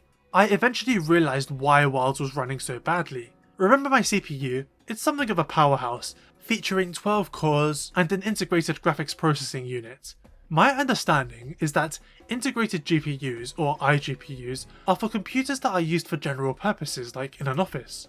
You only buy a dedicated external GPU, like an RTX card, if you intend on using your PC for intensive tasks like gaming or video editing. Having a CPU with an iGPU, in addition to a dedicated GPU like an RTX card, means you effectively have 2 GPUs, but you should be plugging your monitor cables into the dedicated one, in my case, the 4070 Super, and generally, the PC will treat that as the main one, with the iGPU being ignored. Mine was not. For intensive tasks, it was choosing to use the CPU's iGPU instead, which naturally struggled because it was not designed for intensive tasks. Perhaps I would have noticed this sooner if I was playing other games, but Wilds had just come out and I was only playing that. However, at the time, I was in the middle of producing a big Monster Hunter Rise retrospective that required footage from the Switch version. For some reason, my capture card software was heavily struggling, causing the displayed image to drop frames and really slow down. I found that strange, and later I booted up Monster Hunter World for some other footage, and that game had problems too. I then realised, oh, this must be a PC problem, not a Wilds one. The solution was to update my BIOS, and that fixed everything. The game was now running much better. 2 problems remained. The first was that I had brute forced through the story and had beaten Zoshia by then. All the footage I recorded, while useful for this specific segment, would not have any value for the future. At the time, I didn't even know that they were going to add Zoshia again after a month, so I really needed some more stable footage. So I remade the exact same character and played it all again. And I had a much more pleasant experience as the game was no longer falling apart. The second problem? The game still ran badly. Not as catastrophic as when my PC wasn't functioning, but it was far from perfect. There were still random stutters, the game was still blurry in a weird way, and it definitely needed some extra work. And after the release of Arch-Tempered Rey Dau, I basically put it all down until Lagiacrus released. During that time, Capcom made several improvements. They reduced the total VRAM needed, fixed texture streaming problems, reduced the load of their anti-cheat software, which was causing major problems. There were a couple of snags along the way. Whenever you initially boot up Wilds or after a game update, driver update, or even just a long period of not playing, the game has to compile shaders, which to put it simply is a process where the game assembles the graphics ahead of time, so they'll be ready when you play the game. The alternative is loading them in as you play, which can cause a lot of stutters. This wasn't really a thing in the past, but games have become a lot more complicated, and it's mostly just a 2-minute wait now and again. After Title Update 1.5, there was a huge issue where somehow, the shaders didn't automatically recompile for people, and so the game ended up running much worse, until everyone figured out what the solution was. The LSS is also currently messed up. It sort of falls apart when you go through light rays, and after Title Update 2, causes random stutters. But several months after release, I can say that Wilds is stable for me now. Solid 60 frames per second, no frame gen. I have to enable FSR quality for 1440p, but the game still looks good. So overall it's fine. For me. Because the game was rated overwhelmingly negative on Steam for some time, and today is still quite mixed. It's reviewed well on console at least, but a lot of damage has been done here. So why does Wilds run badly? In my review of the beta, I speculated it's because the game is doing a lot behind the scenes, handling 8 large monsters, dozens of smaller herds, packs, village NPCs, armor, monster corpses having collision, and more. That stuff all takes a toll on the CPU, and PC gamers largely do not have amazing CPUs. I discussed this in my review of the beta, but gaming PCs during the PS4 era were often far stronger and more capable of running the same games as the console, but much better. This is because the PS4 hardware was quite dated and weak at release, so PC hardware quickly outpaced it for the same price. As such, PC gaming became known as a place where, provided the games were well optimized, you could run the same software much better despite spending less money than you would on a console. This is no longer true. Hardware has not only become more expensive across the board, but consoles have largely caught up. The PS5 and Series X are very capable devices. Getting better PC hardware is still possible, but you have to spend much more money to bare minimum get the same performance, and even more if you want better. The PlayStation 4 didn't have a very good CPU at all, so games in that era were often not very CPU intensive. As such, PC gamers didn't have great CPUs either, as there was little need. But now the PS5 CPU is pretty good, and games do more things with it, but a lot of PC gamers have not upgraded sufficiently. So many people still have their old PC rigs that were fantastic for PS4 games, but now struggle with PS5 games, and are not likely to upgrade, considering how expensive new PC hardware is today. Not just that, but even when the PS5 did release, games still came out on the PS4 for a while, and in a lot of cases still are. Because these games had a much lower baseline, mid-range PCs could still run them just fine, so people didn't feel the need to upgrade. It's only now where more and more exclusives are coming out. I think developers also broadly assumed that PC gamers would keep upgrading their hardware to be massively above consoles, and so push the PS5 to its limits, not accounting for how it would raise the minimum specs for the PC version. Now tons of people struggle to run them. According to Steam hardware surveys, most people tend to have the lower end cards in each series, like the 4060 or 3060, and many even have laptop GPUs. These are stronger than a PS5, but not by that much. Not enough that they'd be able to run the games much better. The PS5 version of Wilds seems designed to run at 1700p 30 frames per second in quality mode or 1080p 60 frames per second in performance mode, with heavy use of upscaling to take the image to 4K. Yet a lot of people are trying to go for 4K 60 or higher with only slightly better specs. My own graphics card is much better than the 10 most used on Steam, and my CPU is likely a lot better too, yet I can just about hit 1440p 60 frames with upscaling. This makes me think that a lot of complaints aren't really Wilds running badly, but people aiming too high with their own hardware. But then again, shouldn't their strong hardware run the game well? Mine certainly should be able to run properly without upscaling, but it doesn't. I do think that a lot of PC gamers developed very high standards during last gen and cross gen. I'm not pretending Wilds doesn't need fixing, but it is genuinely a cutting edge game that actually pushes current gen systems. You cannot expect to get the same performance here as you would with a PlayStation 4 game. Some people blame the RE engine, which the game was built with. They say the engine was designed for games with closed spaces, and can't really handle open world games. They used Dragon's Dogma 2, an open world game that released in 2024, and Wilds as examples. I think the assumption comes from how the first game to use the RE engine was Resident Evil 7, a game with enclosed spaces. I have read up on the RE engine, its strengths, what it's useful for, and I honestly disagree with that sentiment.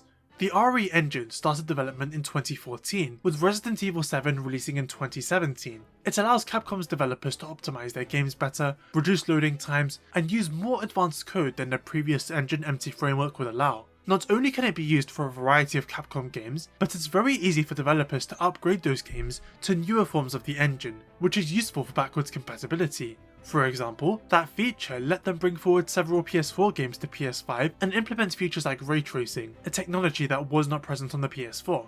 It's even been implied that this made it easier to bring Rise and Sunbreak from the Switch to other systems with better visuals and frame rates.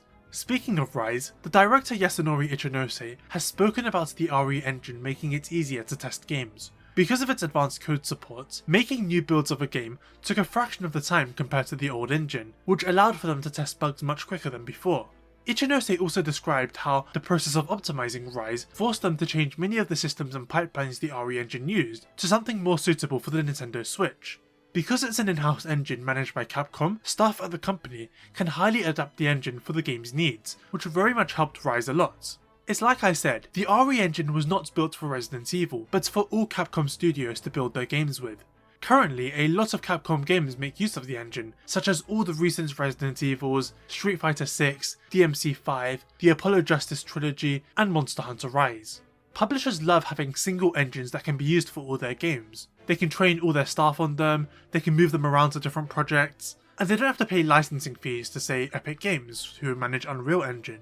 On Nintendo's side, Tears of the Kingdom, Mario Wonder, and Switch Sports all use the same engine despite being very different games. EA had Frostbite for years, Ubisoft has Snowdrop, and again, Capcom in the past had MT Framework, which tons of their games, including many of the old Monster Hunters and World, ran on. That engine eventually reached its limit and had to be retired, and so it was succeeded by Reach for the Moon.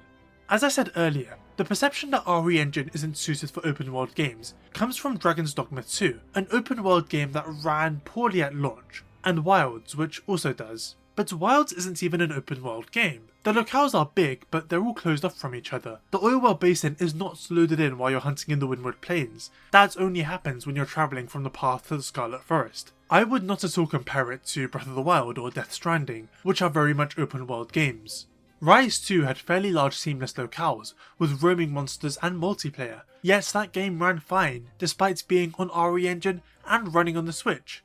So what's up with Wilds? Aside from that point about pushing hardware to the limit, I do think the game was just rushed. Legiacros and Seregios are whatever. I don't really feel like Wilds was unfinished without them, but the technical state is a much bigger and more valid example in my eyes. Here's something to know. Unless it's Nintendo, AAA games tend to release 6 to 12 months too early. The time they would spend optimizing the game is often shifted for post-release. Upper management sees that the game looks done and forces the developers to ship it. This has happened for decades, even as far back as the 90s, where some software developers created ingenious methods of tricking their managers in order to make sure the game could be finished beyond the visuals. Tears of the Kingdom released in May 2023, yet Nintendo said that actually the game was ready in 2022 from a content perspective, but they spent the entire year bug fixing and optimizing.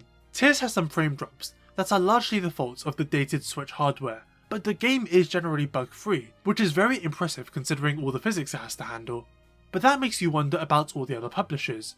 Nintendo took a year for quality assurance on a game that was guaranteed to be a hit, despite it being quote-unquote ready. How many other publishers have that discipline? How many are willing to take anything close to that time? When Dragon's Dogma 2 released, it ran very poorly on PCs and consoles, basically hovering around 35 frames the entire time. 6 months later, they released a huge patch that added dedicated graphics and performance modes, allowing them to finally hit 60 frames per second.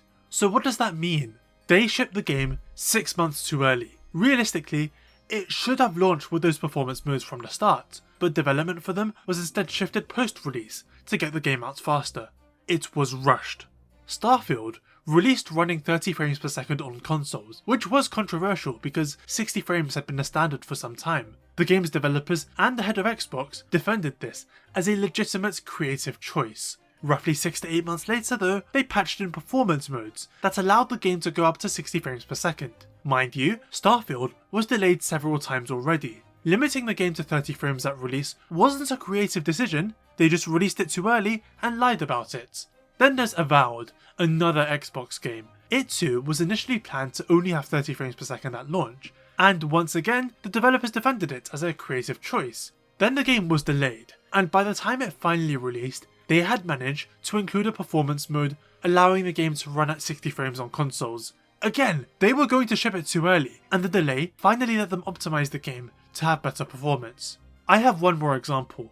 Assassin's Creed Shadows was supposed to release in October 2024. It got delayed to February 2025 and once again to March. Ubisoft games are known for being broken and buggy at release, but they needed Shadows to be a smash hit, so they were actually determined to put much more time into it. When it released, it ended up being the most stable game Ubisoft had released in a long time. The extra time that the delays granted really helped, but that makes you wonder about the October release date. They too were willing to ship it too early until they realised their bottom line was at risk. The time they spent greatly helped, but at first they did not think it was necessary at all. So with Monster Hunter Wilds, I also believe they skipped out on performance optimization.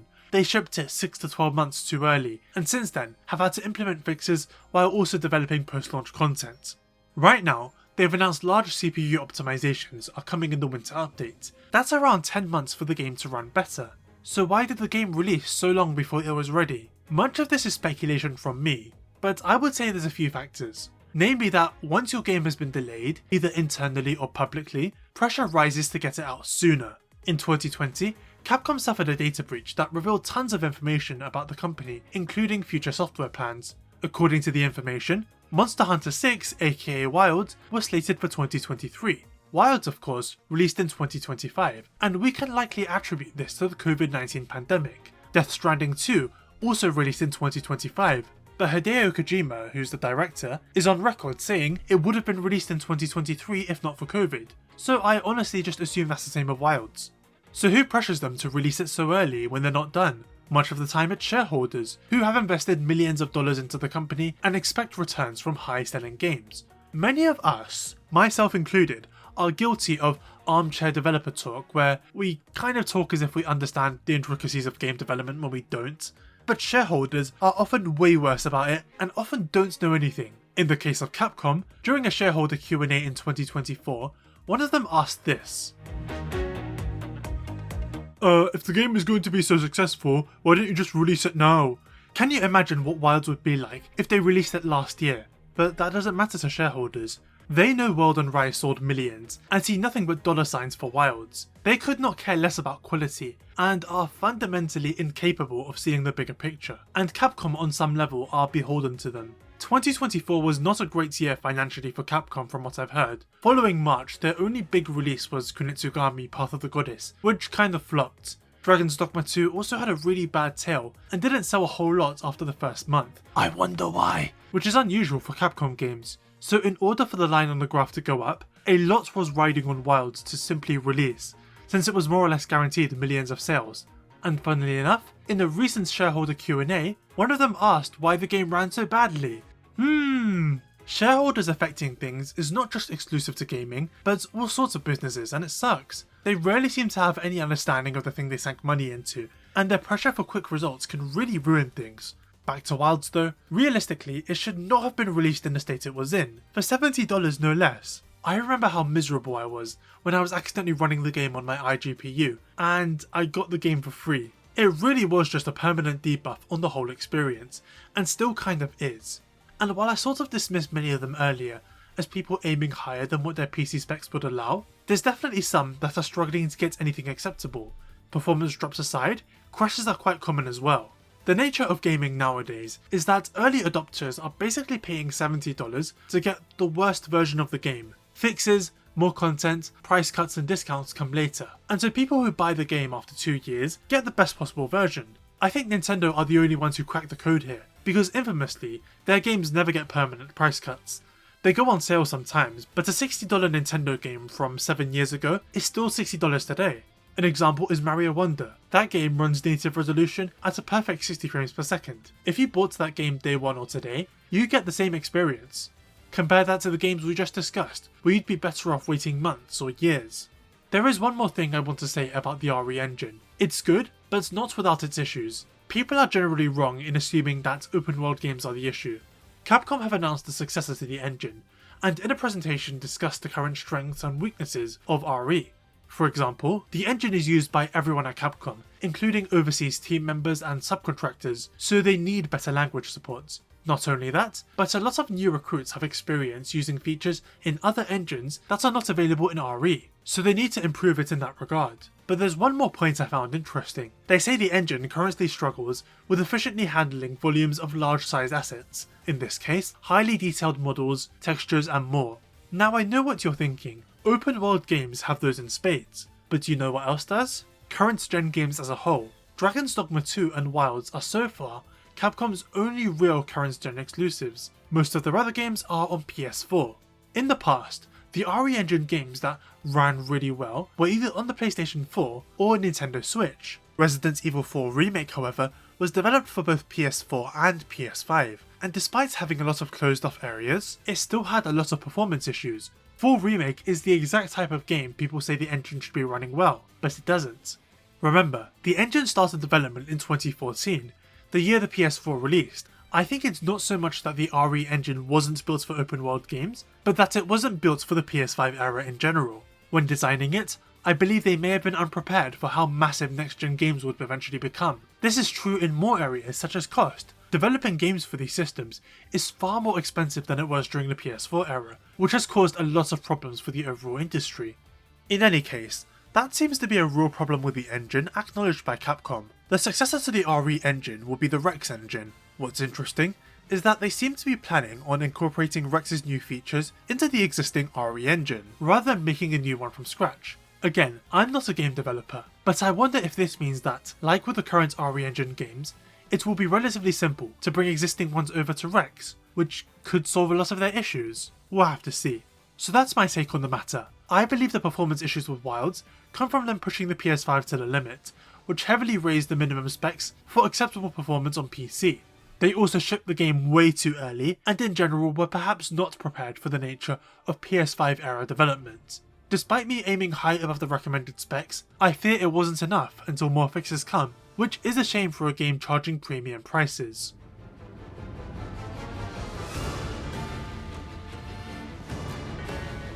So just now, we talked about Wilds pushing the PlayStation 5 to its limits, stressing out all kinds of hardware, and the engine it's running on. There's a lot of reasons for why the game is doing this, and I want to discuss why. If you've been online, you might have seen a fair amount of disappointment for this generation of hardware, that being the PlayStation 5 and the Xbox Series. Namely, the disappointment is that we're 5 years into this generation, and games aren't really taking advantage of the systems to a significant degree. Many still released on a PlayStation 4, which makes some wonder why they even purchased the new systems to begin with, especially when you consider the insanely high demand several years ago. This doesn't feel like a generational leap at all. So that begs the question, is Monster Hunter Wilds a next-gen upgrade? It's pushing the PS5, but is it doing anything that crazy? In this chapter of the video, we're going to discuss if that's the case, and whether or not it's enough for Wilds to stack up next to its own predecessors, Monster Hunter World and Rise. Visually, World and Rise are good. Rise is obviously scaled down for the Nintendo Switch, but it does look very clean at higher resolutions. I think Wilds beats them both, and is the best looking Monster Hunter game. A lot of people disagree, and I think that impression largely comes from the story, where most of the game takes place during each region's follow weather, which is always the most dull. But I've grown to like them because of the sheer contrast between the inclemencies and the plenty. The plenty is bright and vibrant, the follow is dull and drab, the inclemency is dark and intense, and it loops between them. During the story, you become very used to seeing a certain type of weather, as most region inclemencies are treated like special events within the story. But once you're playing the game, you end up seeing all three equally. Inclemencies also cause different effects. During the sand tide, everything gets covered in sand, including you and the monsters, or soaked by the rain, which really lets you feel the effects of the weather. The monsters look really good too, nice amounts of detail, and what's cool is that they get visibly scarred from wounds and the inclemencies affect them too. Elemental effects look better than they did in World, while not as stylized as Rise's. It's not just the monsters either, people in general just look better. World's characters looked fine, but I always found their eyes to look a bit off. Rise's characters were better about this, but only in cutscenes. Wilds doesn't have that issue at all. The people here all look normal. Visuals aside, the game feels upgraded on a mechanical level. If you recall, World allowed for 3 large monsters to independently roam around on a locale, which was a step up from the limit of 2 in the older games. Rise allowed for 3 as well, which was very impressive for the Switch. Wilds can hold 8, some in packs, some independent, some with their own smaller monsters following. A 260% increase overall. Any one of them can be fought by any player currently in the locale. In World and Rise, the monsters would mostly only engage in their unique behaviours when you are watching them, but Wild seems to have them enabled at all times, such as with turf wars. Monsters will do them even if you're hanging out in the village. This independent function is also how they can find and destroy your subcamps when you're not there. Earlier I discussed how the seamless locales work, but conjoined are the interconnected bases and locales, allowing you to easily walk from one to the other. This is an insane upgrade when you consider the past games on the consoles they first released on, not just on the 3DS where there was a loading screen, but the PlayStation 4 and Nintendo Switch. Monster Hunter World at launch had lengthy loading times, even with preloading, and the guiding lands could take a whole minute. Rise was slightly better, but they were still long enough to check your phone for a while. Wilds' loading times on the other hand are nice and short, and many times flat out optional when it comes to the field surveys. This here, being able to just walk to the monster, start a quest with them, finish them off, and continue existing in the world, it just feels like the future. The monster body remains, and even decomposes over time, and flies will start buzzing around it. This happens for small monsters too. They decompose even further and become bone piles that you can gather off. This is only possible because Wilds takes advantage of the new hardware to do things the PS4 and Nintendo Switch never could. This is important because when you look at World's story, interconnected locales are something they perhaps wanted to do. Geographically, the Wildspire Waste is not at all far away from the ancient forest, which itself is adjacent to Astera. The Coral Highland is right above the Rotten Vale. If World was built for current gen hardware, it's likely you would have been able to move between the two freely. What's more, is the type of monsters that have been enabled from this jump to new hardware. It's widely known that Lagiacrest was cut fairly early into World's development. We only know this because of a prototype build that Capcom shared with us. He was cut because essentially monsters have different contact points that interact with the terrain, which determines their specific animations, and the hardware is supposed to calculate how they should move. With monsters like Rathalos, it's of little concern. His legs mostly stick to the floor. Maybe if he's downed, his wings will be there too, and his head and tail, but the hardware doesn't have to do much. For someone like Lagiacrest though, who has 4 legs and drags his entire body and tail on the ground, he allegedly caused major performance issues that could not be resolved. But for Wilds, they finally achieved it, and this also allows for monsters like Balahara to exist. However, I think this goes further. Nuudra and Sheiwu also drag their whole bodies on the ground, with 6 limbs as well. Again, I'm not a game developer, but I do speculate that they too would not have been possible on previous hardware. This is likely also true of Arkveld, with the way his chains drag along the ground. There's a lot of places where they've just gone above and beyond, like the villages. Monster Hunter 4 on the 3DS had multiple of them, because it too had a storyline where a group of characters travelled the world. It had a village for almost every locale. Back then though, villages were a lot less complicated for the developers to create, mostly because their fixed camera angles meant less had to be rendered. Astera in World and Komura Village and Rise on the other hand are full 3D environments that have multiple zones that let you run around and look wherever you want. They're pretty big and visually are high fidelity, which sort of made me believe we wouldn't ever get a Monster Hunter 4 situation ever again. 4 villages would take so much development time. Wilds gave us 5, Kunafa, the Windward hideout, Azuz, Sild, and Suja, not to mention the several bases of operations around the region. And the villages are all unique, with different cultures, people, architecture and food on display. Not just that, but Kunafa and Azuz have different music depending on the season. Azuz even has an extra track that plays only when New Udra appeared in the story and you're about to go after him. It's amazing.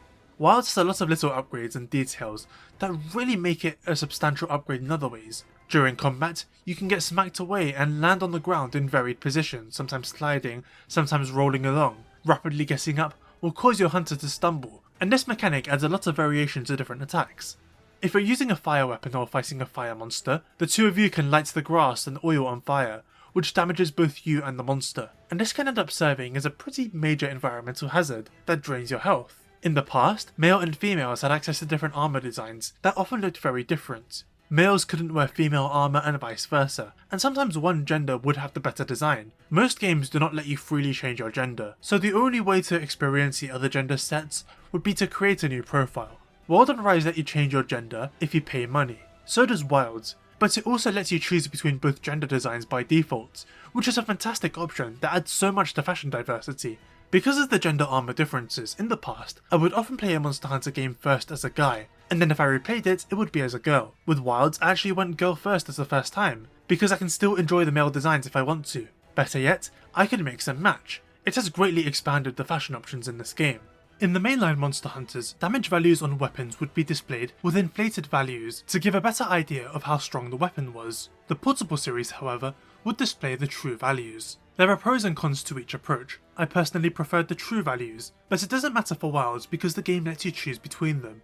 Wilds also has a 3D minimap that makes it very easy to find different articles around the locales, and this really helps when there are multiple elevations at play. There's some really funny details involving NPCs such as Armor.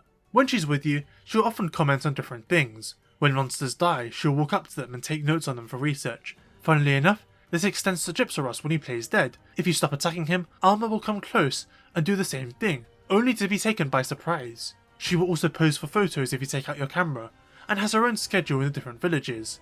The supply facility in the base dishes out rations whenever you talk to them. If it's been a while, more and more ingredients will pile up, and eventually will start cascading, because the cats can barely handle it all. When carting in the old games, the palicos that rescued you would often just run off the locale somewhere. In Wilds, they actually go all the way back to the base and you can follow them. In Wilds, captured monsters will simply get up again and walk away somewhere, which is something you can witness in field surveys. They basically get studied for a little while and are then sent off. This is because unlike Astera or Celiana, the Wilds bases more or less have nowhere to store captured monsters, so they're simply let go. However, this is reflected in the story, because much of the time you are tasked with actually slaying monsters that are seen as legitimate threats, such as Rey Dau or the Guardians you encounter. When you consider absolutely everything we've talked about in this video, Wilds does use the hardware of modern systems very well. A lot of the details here combined with everything else in the game, the combat, the large amounts of monsters, the seamless locales, environments and quests, all of it makes for a really upgraded experience. The lack of loading times for field surveys is particularly huge. It does show we've come a long way from World and Rise. But that statement does mandate a closer look at World and Rise in comparison to Wilds, and indeed, the three get compared quite a bit, with Wilds being perceived negatively in comparison to either. All three are available on the same platforms, and in many cases have been played by the same people. It's worth looking into why people don't think Wilds stacks up as well. Price-wise, World is currently £25 and Rise is £33, but both go on frequent discounts for half of that. Their massive expansions go on discount too, and you can often nab World, Iceborne, Rise and Sunbreak for roughly £50 altogether, which is a fantastic deal considering all the stuff those games have combined. Wilds on the other hand is currently £60 or $70. No matter which way you slice it, it's kind of a worse value proposition. People who bought World and Rise last year got these two massive expanded experiences for a low price, only now they have to pay much more for a game that currently objectively has less. Wilds will get more updates, price cuts, and its own expansion later down the line, I'm sure, but right now it's a little bit rough. What makes it worse is that the content in Wilds is largely undermined by its lack of difficulty in the early to mid game. The monsters here are amazing, and as I said earlier, I do believe the roster is better than that of World and Rise's base games, but most of them fall apart due to the wounds and focus strikes, and while the 9 endgame monsters are functional and fantastic, many others are unlikely to change for a while. As a result, people do consider World and Rise to be harder games. This also ties into the endgame for Wilds being very boring at launch, centered almost exclusively around Arkveld. Then of course there's performance. On the same hardware, World and Rise will run much better than Wilds does. This kind of ties back to what we discussed earlier. They were developed for the PlayStation 4 and Nintendo Switch respectively, so the baseline for acceptable performance is much lower. I said that technology advanced a lot during the PS4 era, and the result is that PC hardware quickly advanced beyond what was necessary to run World well, but not Wilds. On my old PC, with the RTX 3060 Ti, World was capable of running max settings, high resolution texture pack at 1080p, 60 frames per second. On my new PC, I can do all that at 1440p. Rise is capable of more, and can go all the way to 120 frames or higher, depending on your monitor. This is also true of the PlayStation 5, which is capable of playing World at a high resolution at 60 frames per second, and Rise at 120 frames. I talked about World and Rise's loading times on their base hardware being bad, which made Wilds removing or reducing them a huge technical leap. However, that was only on the PlayStation 4 or Nintendo Switch, because on better hardware, loading times are heavily reduced, Worlds are entirely manageable, and Rises are literally just a couple of seconds. Wilds' times are still short, and often non-existent when it comes to field surveys, but the gap isn't nearly as large anymore, and when comparing performance, for me Wilds cannot achieve the same resolution as World or Rise without upscaling, which can sometimes mess with the image quality compared to World or Rise, which look cleaner, TAA notwithstanding. Forget high-end hardware, take devices like the Steam Deck or equivalent low-end PCs. They can enjoy World at 30 frames per second or Rise at 60, both with decent enough visuals. Wilds, however, is totally out of their reach. They can barely play at all. Remember that Steam hardware survey? All of these GPUs are capable of running Wilds, but they will have a much easier time running World or Rise. And for others, it's simply impossible. Again, you can't expect all hardware to stay supported forever, but making your games run better on lower end hardware makes it available for more people, and allows it to run better on higher end hardware. Everyone benefits, and if not, people will miss out. This sentiment has eased up recently, but before Update 2, people were not happy with Wilds' post-launch support for reasons mentioned earlier. In particular, they would draw comparisons between Rise and Worlds updates within a similar time frame. Both games had more monsters, and in Worlds' case, a whole additional update before Wilds' second one had dropped. In addition to this, a lot of people knew that Lagiacrus was coming. It was an open secret, and he was a monster that, again, could have been in the base game. That's likely why the sentiment shifted when he was released into the game, and people realised why he had taken so long, but that's why people were mad to begin with. And then of course the story. As I said earlier, Monster Hunter has this reputation as a game that you don't really play for the story. Most normal gamers didn't really engage with World or Rise's plots. Rise's is entirely skippable, and Worlds at least lets you engage with more of the game. But Wilds, you surely know by now. People did not enjoy that at all, being forced into the constant walk and talks. I think Monster Hunter fans enjoyed the story, but non-fans largely couldn't care less. I even saw some of them go and give GU a try, which was on sale on the Switch for like £4, I think, and praise it for how low rank in that game also just lets you get on with things.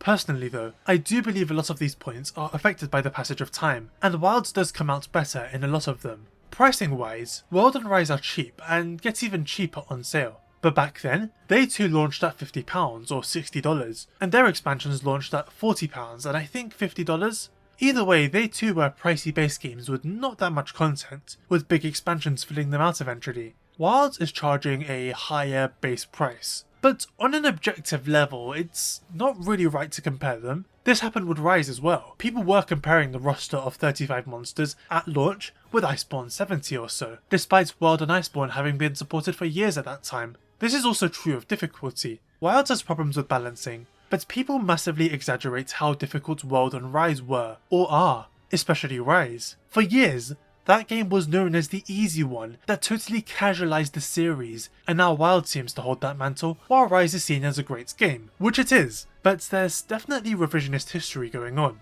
Wild's problem is that monsters die too fast and flinch too much, but that largely got patched out for the endgame monsters with the 8-star quests. And because there's 9 of these monsters, it means the endgame is pretty diverse, especially when you consider that they're all very different experiences.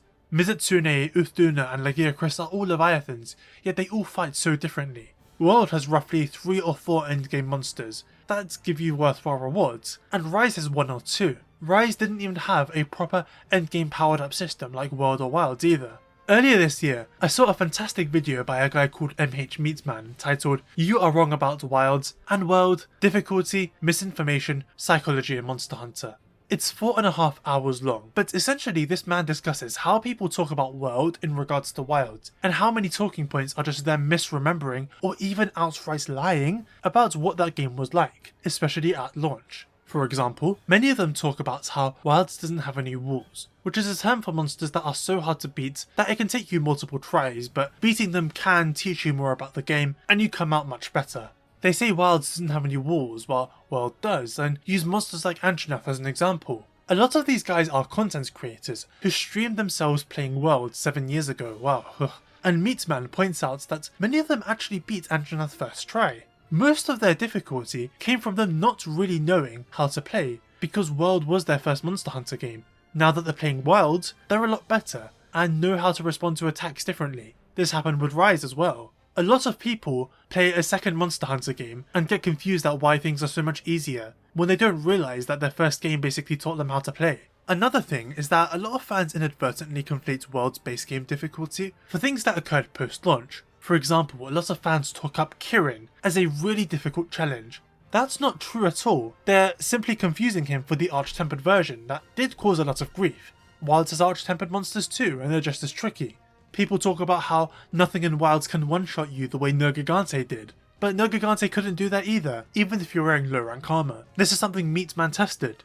Wild's 8-star monsters on the other hand can one-shot you if you don't have fully upgraded endgame armor. This is the kind of video I wish I had made, but didn't because it's very difficult. But Meatman does it well. He really goes into a lot of these myths. People have this misconception about Monster Hunter, that it's this really difficult series where each boss takes you multiple tries and you have to go in fully locked and loaded. That's not actually true though. The games are very forgiving, and while so-called walls do exist, they're not the majority of the game. There's usually like a couple of them, and only for new players. And I think that's true of every single game, even the one I started with, for Ultimate. When I truly think back to my experience, not many monsters actually caused me to fail multiple times. Most of the time, it would take me 10 minutes or 20 minutes and maybe a couple of deaths, but I would scrape by just fine. There were tough challenges such as high rank Pink Rathian, or Teostra, or Glacial Grinder, but they're not most of the game. Once you know how to play, you'll never really encounter such difficulty until deep into the post-game where series-wide it tends to all even out. New players to this day still struggle even in Wilds. I've seen people have trouble with Quemitris, Uthduna, Guardian Arkveld, Jin Dahaad. Even high rank Zoshia in Title Update 1 is very difficult for people, and the 8 stars are harder than everything in World and Rise. I do recommend watching that whole video, because it goes into so many interesting things you hear about World, Wilds, Rise and difficulty. I think Wilds' post-launch has been better than World and Rise's. Living through something is a very different experience to looking back on it. In the past, you had expectations and weren't sure what the future would bring. Now you know it all, and are totally divorced from those expectations. People talked up World and Rise's updates, but Wilds had a more consistent schedule with higher quality. World took 3 months to get Deviljho, and then Kolv, Taroth, Lunastra and Behemoth released over the next few months, which was impressive. But after July 2018, World got nothing else but Arch-Tempered monsters until the next year. Deviljho was a fantastic addition, and Kolv added a whole new form of endgame grinding for people. However, all her weapons were simply the iron ones recoloured, and that's also true for Lunastra. Her weapons are just blue versions of the Iron Tree. Compare that with Wilds, where Zoshia, Mizutsune, Suragios and Lagiacrus all have unique weapon designs, sometimes new ones in the case of Laggy's Insect Glaive. Wilds' updates are more spread out, but the quality is just better I think. I also like how better incorporated they are. Iceborne and Sunbreak's updates were all dumped after the final boss, but before the real post games, which kind of retroactively messed them up, especially for new players. They did this because post-launch monsters are often much harder than normal, and so putting them in HR5 or MR4 doesn't really work. But they don't want to put them after the post-game, because people who've beaten the story but haven't done post-game grinding might want to fight those monsters immediately. Wilds puts Mizutsune, Legiacris and Seregios at various points in the high rank story before the final Arkveld fight, because as they are, the monsters are middle of the road when it comes to difficulty, while the 8-star tempered versions bring the difficult challenges you'd expect from update monsters. It's very clever, and it means someone playing through high rank today will experience them naturally, unlike with say, Sunbreak, where you can fight Amatsu before Wind Serpent Ibushi. That was Sunbreak, which had good updates, but I was quite shocked to see praise of Rise's updates, seeing as it was just a regular post-game sliced off and released later. It would be like if Wilds was missing Rathalos, Gormagala, Arkveld and Gravios. The updates were undeniably big, but that was the reason why, and people did criticise them a lot at the time. The reason they're praised today is because again, looking back on something is very different to living through it. People see the old roadmap and think, haha, those were some great updates. But at the time, we were all mad that we had to wait 2 months to see a real conclusion to the story. And even after those 2 months, Rise never received any other monster updates, but Wilds will. There's something else. Remember how we talked about Wilds getting data mined and everyone discovering Legiacris and Seregios were cuts from the release version, and then getting upset about how long it took for those monsters to be added?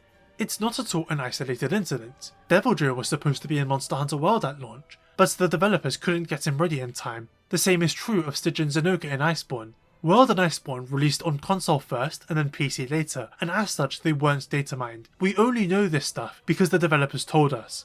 People were not able to gain wild conclusions from incomplete data back then, they just had to sit tight and wait.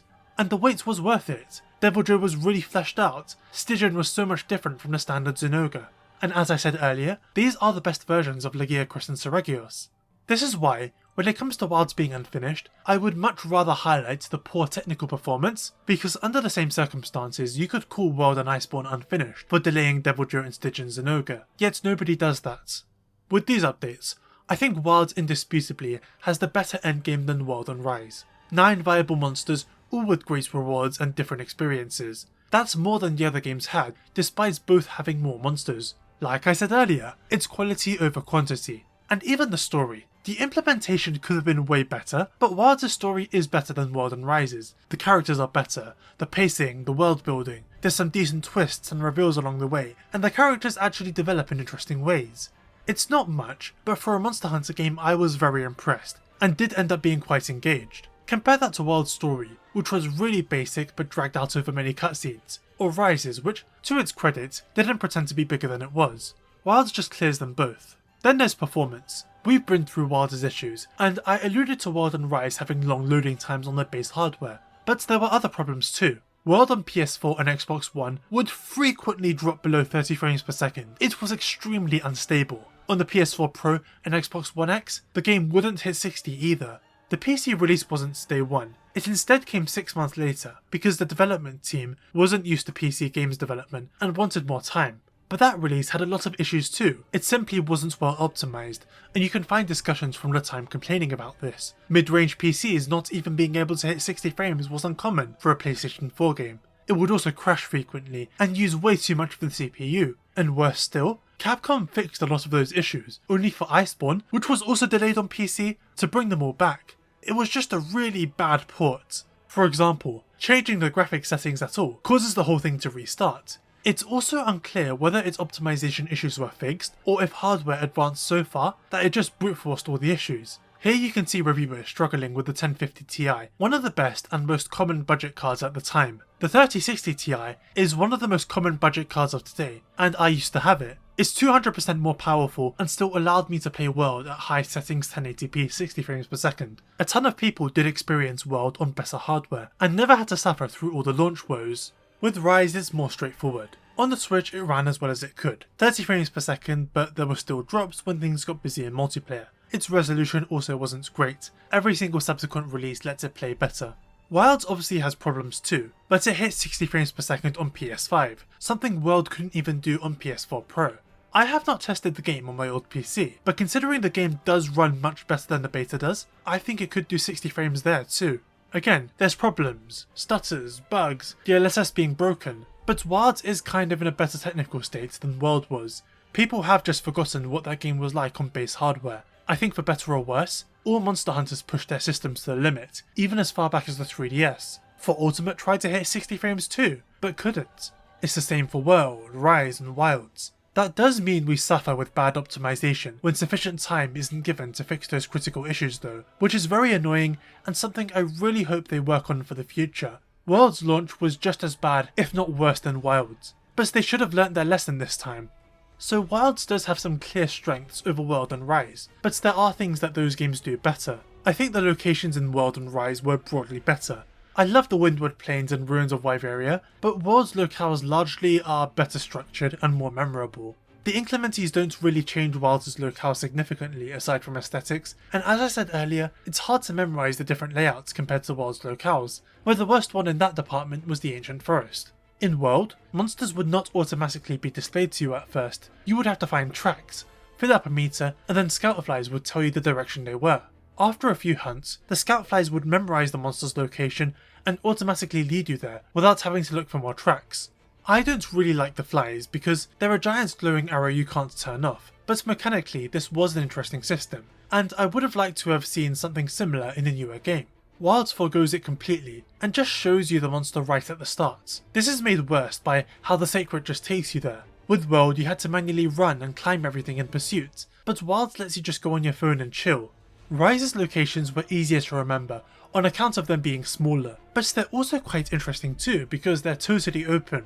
Every single wall is scalable. You have wire bugs that let you swing around and cover huge distances without touching the ground, and it makes traversing around quite fun. In this game, monsters are also displayed right at the start, with no need to find tracks like in World, but Rise does not have scoutflies or any kind of autopathing whatsoever. This means you have to make your own way towards the monster, and with everything being scalable, there's multiple ways to get there, either by wire bugging, using great wire bug spots that you discover through exploration, or riding the Palamute's dog companion. Palamutes are exclusive to Rise, and are treated as alternatives to Palicos. They fight alongside you, and are focused on attack, while Palicos are more about support. They can also be ridden around the locales. Sacreds are in many ways like an evolution of the Palamute, but they serve different purposes and are better or worse in many ways. The Sacreds can carry an extra weapon, pick you up when you're downed, track the monster automatically, glide some distance. Palamutes on the other hand have to be controlled entirely manually when mounted. However, they're much faster than the Sacreds, can drift around corners for large speed boosts, and jump too. You can even hop off them mid-air for extra airtime. They feel a lot more responsive to control in general. Palamutes are also completely optional compared to the Sacreds. You can choose to bring a single Palico and Palamute, 2 Palicos or 2 Palamutes, or just one or neither. All Rise locales are designed so that you can ride a Palamute to every combat zone, or forgo them entirely and manage just fine, largely because of the great wire bugs. Meanwhile, Wilds doesn't let you leave the Sacreds at home, and even if it did, some locales would be much harder to traverse, as many pathways are designed for exclusive use of the Sacreds. You can decorate the Sacreds with different cosmetics acquired through the story, but Rise lets you craft armour and weapons from the monsters for the Palamute, just like with the Palico, so the degree of customization is much higher. You can choose how they'll fight, specific gadgets they'll fight with. There's so much to it. Same with Palicos really. There's different classes and tools and special moves they can all use, and you can really custom tailor them for different scenarios. Compare that to the Wilds Palico, who has access to every single gadget, which makes him very powerful, but also boring. The over-reliance on the Sacreds irks me, because you're often required to ride it mid-combat. For example, during the story or when doing a field survey, you'll start the quest on your feet, and then quest supplies will be delivered to the Sacred. If you want those items, you have to board the Sacred, grab them, and then dismount to fight the monster. This is also true of weapon switching. There's no way to do it on your feet, and so you have to wait for the Sacred to pick you up, swap weapons, and then dismount. Compare that to Sunbreak Switch Skill Swap, which is a singular button press and lets you dodge at will, allowing for stylish maneuvers. Wilds obviously can't really replicate that as easily because you're physically changing weapons, but it is undeniably a step down. Earlier I talked about how people say Wilds doesn't really give you incentives to explore. I countered with the subcamps, which I believe are a good mechanic, but Rise gives you more incentives to explore than that. Scattered around the locale are these things called spirit birds. Walking into them would buff you slightly. Health, defense, attack or stamina. Collecting enough could be a serious boon. You could also find different endemic life that could provide different effects. For example, the S Cure Go creates a healing field. The Anti-Dobra creates a field that cures status effects. The Aura Turtle lets you tank a hit that would one-shot you. Stink Mix cause monsters to follow you. There's quite a few others as well, and you can hold up to 5. Collecting them can really help you out in a pinch. People had strong words against spirit birds during the time of Rise, but there's no denying that combined with the endemic life, they really gave people incentives to explore Rise's locales and work out the best routes to get to the monsters. In the lava caverns for instance, I know going this way will give me some health and stamina buffs, and there's a puppet spider for me to get a free wyvern ride, or I climb this wall in the flooded forest, jump between cliffs and then climb up this pyramid for several buffs and a free toad. I know this stuff because I've extensively explored and know my way around Rise's locales fully. I can't say the same for Wilds at all. Rise also has relic records, little scrolls scattered around hidden locations. Each locale has 12 total, and getting all of them will tell a story pertaining to the locale. And much of the time, this is lore regarding the overall backstory. For example, you find out that people used to live in Rise's first locale until the final boss drove them all out, or why there's a shipwreck and a Zora Magdaros skull in the Frost Islands. Some of these scrolls are in really wild locations that can be hard to find without a guide, but they encourage you to truly explore and look around. Imagine if Wilds had anything like this, especially because the Forbidden Lands are so interesting. That would be a true incentive for exploration. My stance on the base games is that ultimately, I like all 3 of them. World, Rise and Wilds are all good. At launch, I thought Wilds was a fair bit worse, but would be a fantastic foundation for the future. Potential Man, the game, which is kind of lame for something that cost a lot of people $70. However, after just 2 updates, I do think the game is better than World or Rise. The post-launch support has impressed me immensely. I think the endgame is more diverse, the roster is broadly better, and the combat is just as good as the other 2 games. It does feel like an next-gen upgrade, and will only get better. I have high hopes for the future of Wilds.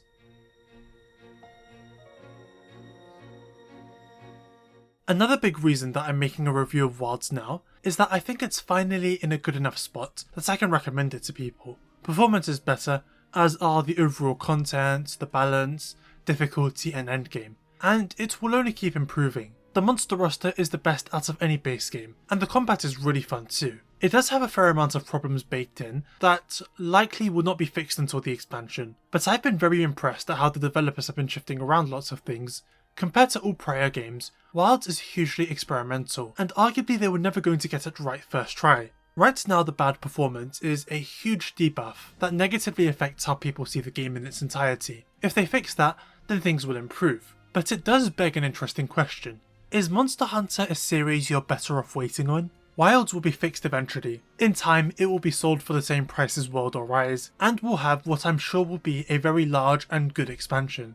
So would it have been better to wait for that? To get a bigger, better, cheaper and more stable experience? World started with 30 monsters and ended with 71 at Iceborne. Rise started with 35 and ended with 78. Wild started with 29 and will probably end with much more. Is it really worth buying these games at launch? There are a lot of different series out there that are known for releasing kind of half-baked, but get improvements and content additions later, and the best time to get them ends up being years later. Civilization is a very prominent one, and I think it's worth discussing if Monster Hunter has become that or not.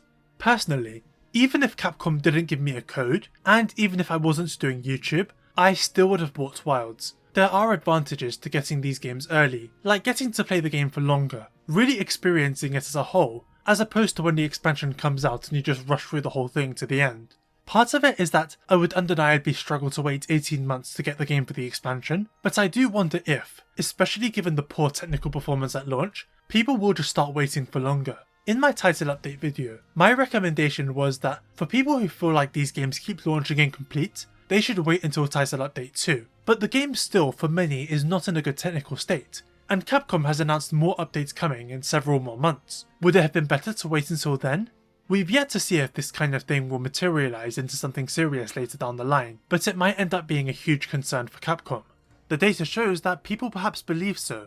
Earlier I talked about Dragon's Dogma 2 having a terrible tale, in that It sold a lot at launch, but over the next several months, sales sort of dried up. That's uncommon for Capcom games. Most of them tend to be strong evergreen sellers for many months and even years on end. World and Rise in particular were selling 1 million every month for their first year respectively, and to this day are still climbing up. Right now, Wilds is following a similar trajectory to Dragon's Dogma 2. It sold 10 million in the first month, an astounding number, but sales since then have drastically fallen off, and it is now selling at a similar pace to Monster Hunter Rise, a nearly 5-year-old game that regularly goes on sale for £13.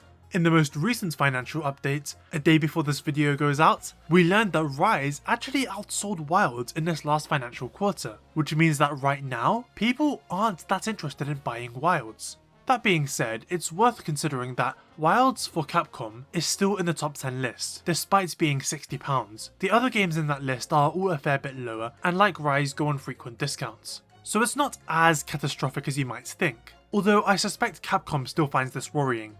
I believe that this all comes down to negative word of mouth, with people hearing about the negative performance and lack of content compared to cheaper alternative Monster Hunter games, and deciding to hold off on Wilds until those factors improve, which is backed by Rise selling more as that game has more content and runs better. The $70, £60 price tag also plays a role. People were extremely hyped for Wilds, not just because World and Rise were good, but because Capcom did this promotional hashtag Return to World campaign in 2024. So a lot of casual players were reminded of how good the games were. Many of those people immediately bought Monster Hunter Wilds at launch, and that's what contributed to the 10 million sales. It's possible that was the maximum amount of people willing to spend such money, and that Capcom discounting and cutting the price later will bring more people in.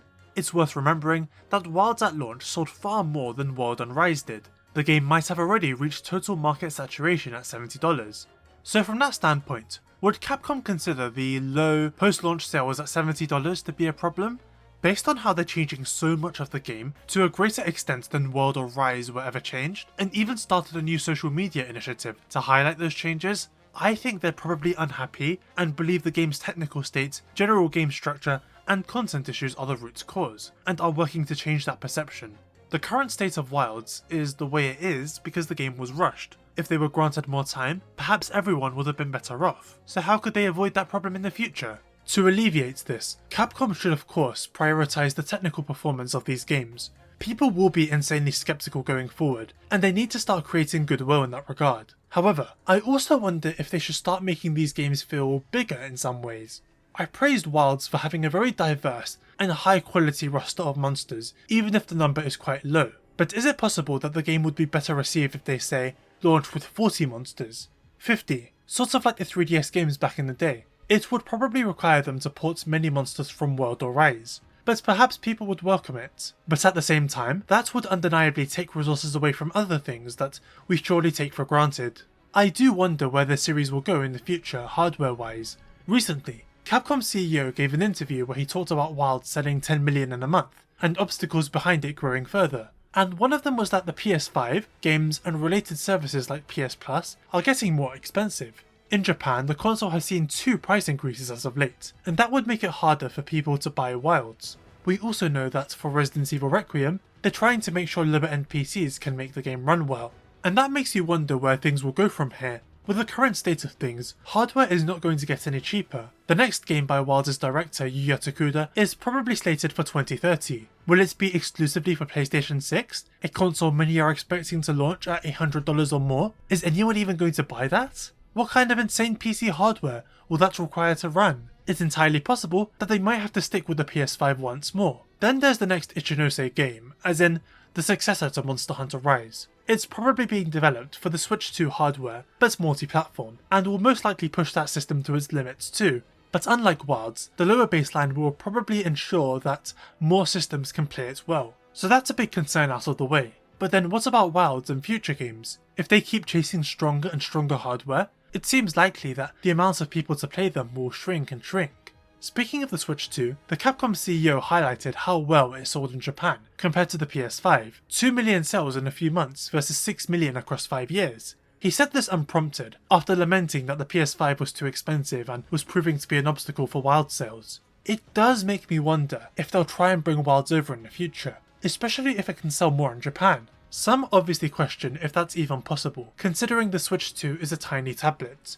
I think it is, and people shouldn't dismiss that possibility at all. A lot of people base their expectations of this system on its predecessor, which infamously was not very good. It ran a lot of games poorly, particularly third-party ports from the PlayStation 4, and as such it became kind of a meme in that regard. But the Switch 2 is very different and has already shown that it can handle a fair amount of current-gen games. If you asked me if Wilds could run on this thing several months ago, I would say maybe. Now, I would say it's certain, especially as more current-gen ports are coming over. I was quite impressed by the port of Star Wars Outlaws. This is a current-gen exclusive open-world game that runs very stable on the Switch 2, and somehow has ray tracing enabled. It's superior to the Xbox Series S version in a lot of ways. There's a couple of other curious things. For one, Outlaws runs horribly on the Steam Deck, fluctuating between 14 and 22 frames per second, which is unplayable. This is exactly how Wilds runs on the Steam Deck, because it can run, it's just far from acceptable, and not at all recommended by anyone.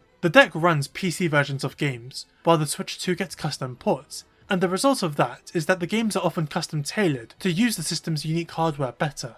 So with the right optimization process, Outlaws can go from 14 frames per second on the Steam Deck to a solid 30 on Switch 2 with ray tracing enabled. I bring the Steam Deck up because it relates to discourse I see about the prospect of Wilds coming to the Switch 2. It runs bad on PC, how on earth could it run on Switch 2? But the stark performance difference between Switch 2 and Steam Deck, which is running the PC version, shows that developers can configure a great many things under the hood to get games running well.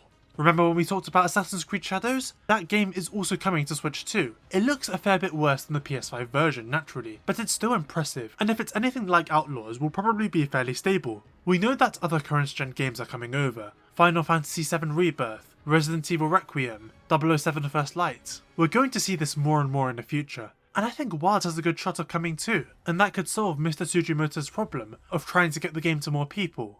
The future of Wilds is looking a little bit uncertain. Time will tell if the winter performance patch will do a whole lot, but I do think game sales will pick up once a price cut occurs, which happened with World and Rise. And in time, an expansion will once again drastically improve the game for the better. I've seen worse games make much bigger comebacks. So overall, I'm rather optimistic for the future of Wilds, and I'm looking forward to seeing how it continues to change and improve. Thank you for watching this video. This is something I debated making now or later when the expansion is about to release, but I think after update 2, the game really is in a good enough spot where I can talk positively about it while criticising the major stuff that likely won't be fixed for some time. In the future, I plan on doing a big Sunbreak review similar to this one and what I did on Rise. I also plan on bringing back Monster Hunter Evolution for a bit, featuring some wild monsters, so look forward to that. Remember to like and subscribe, and have a good day.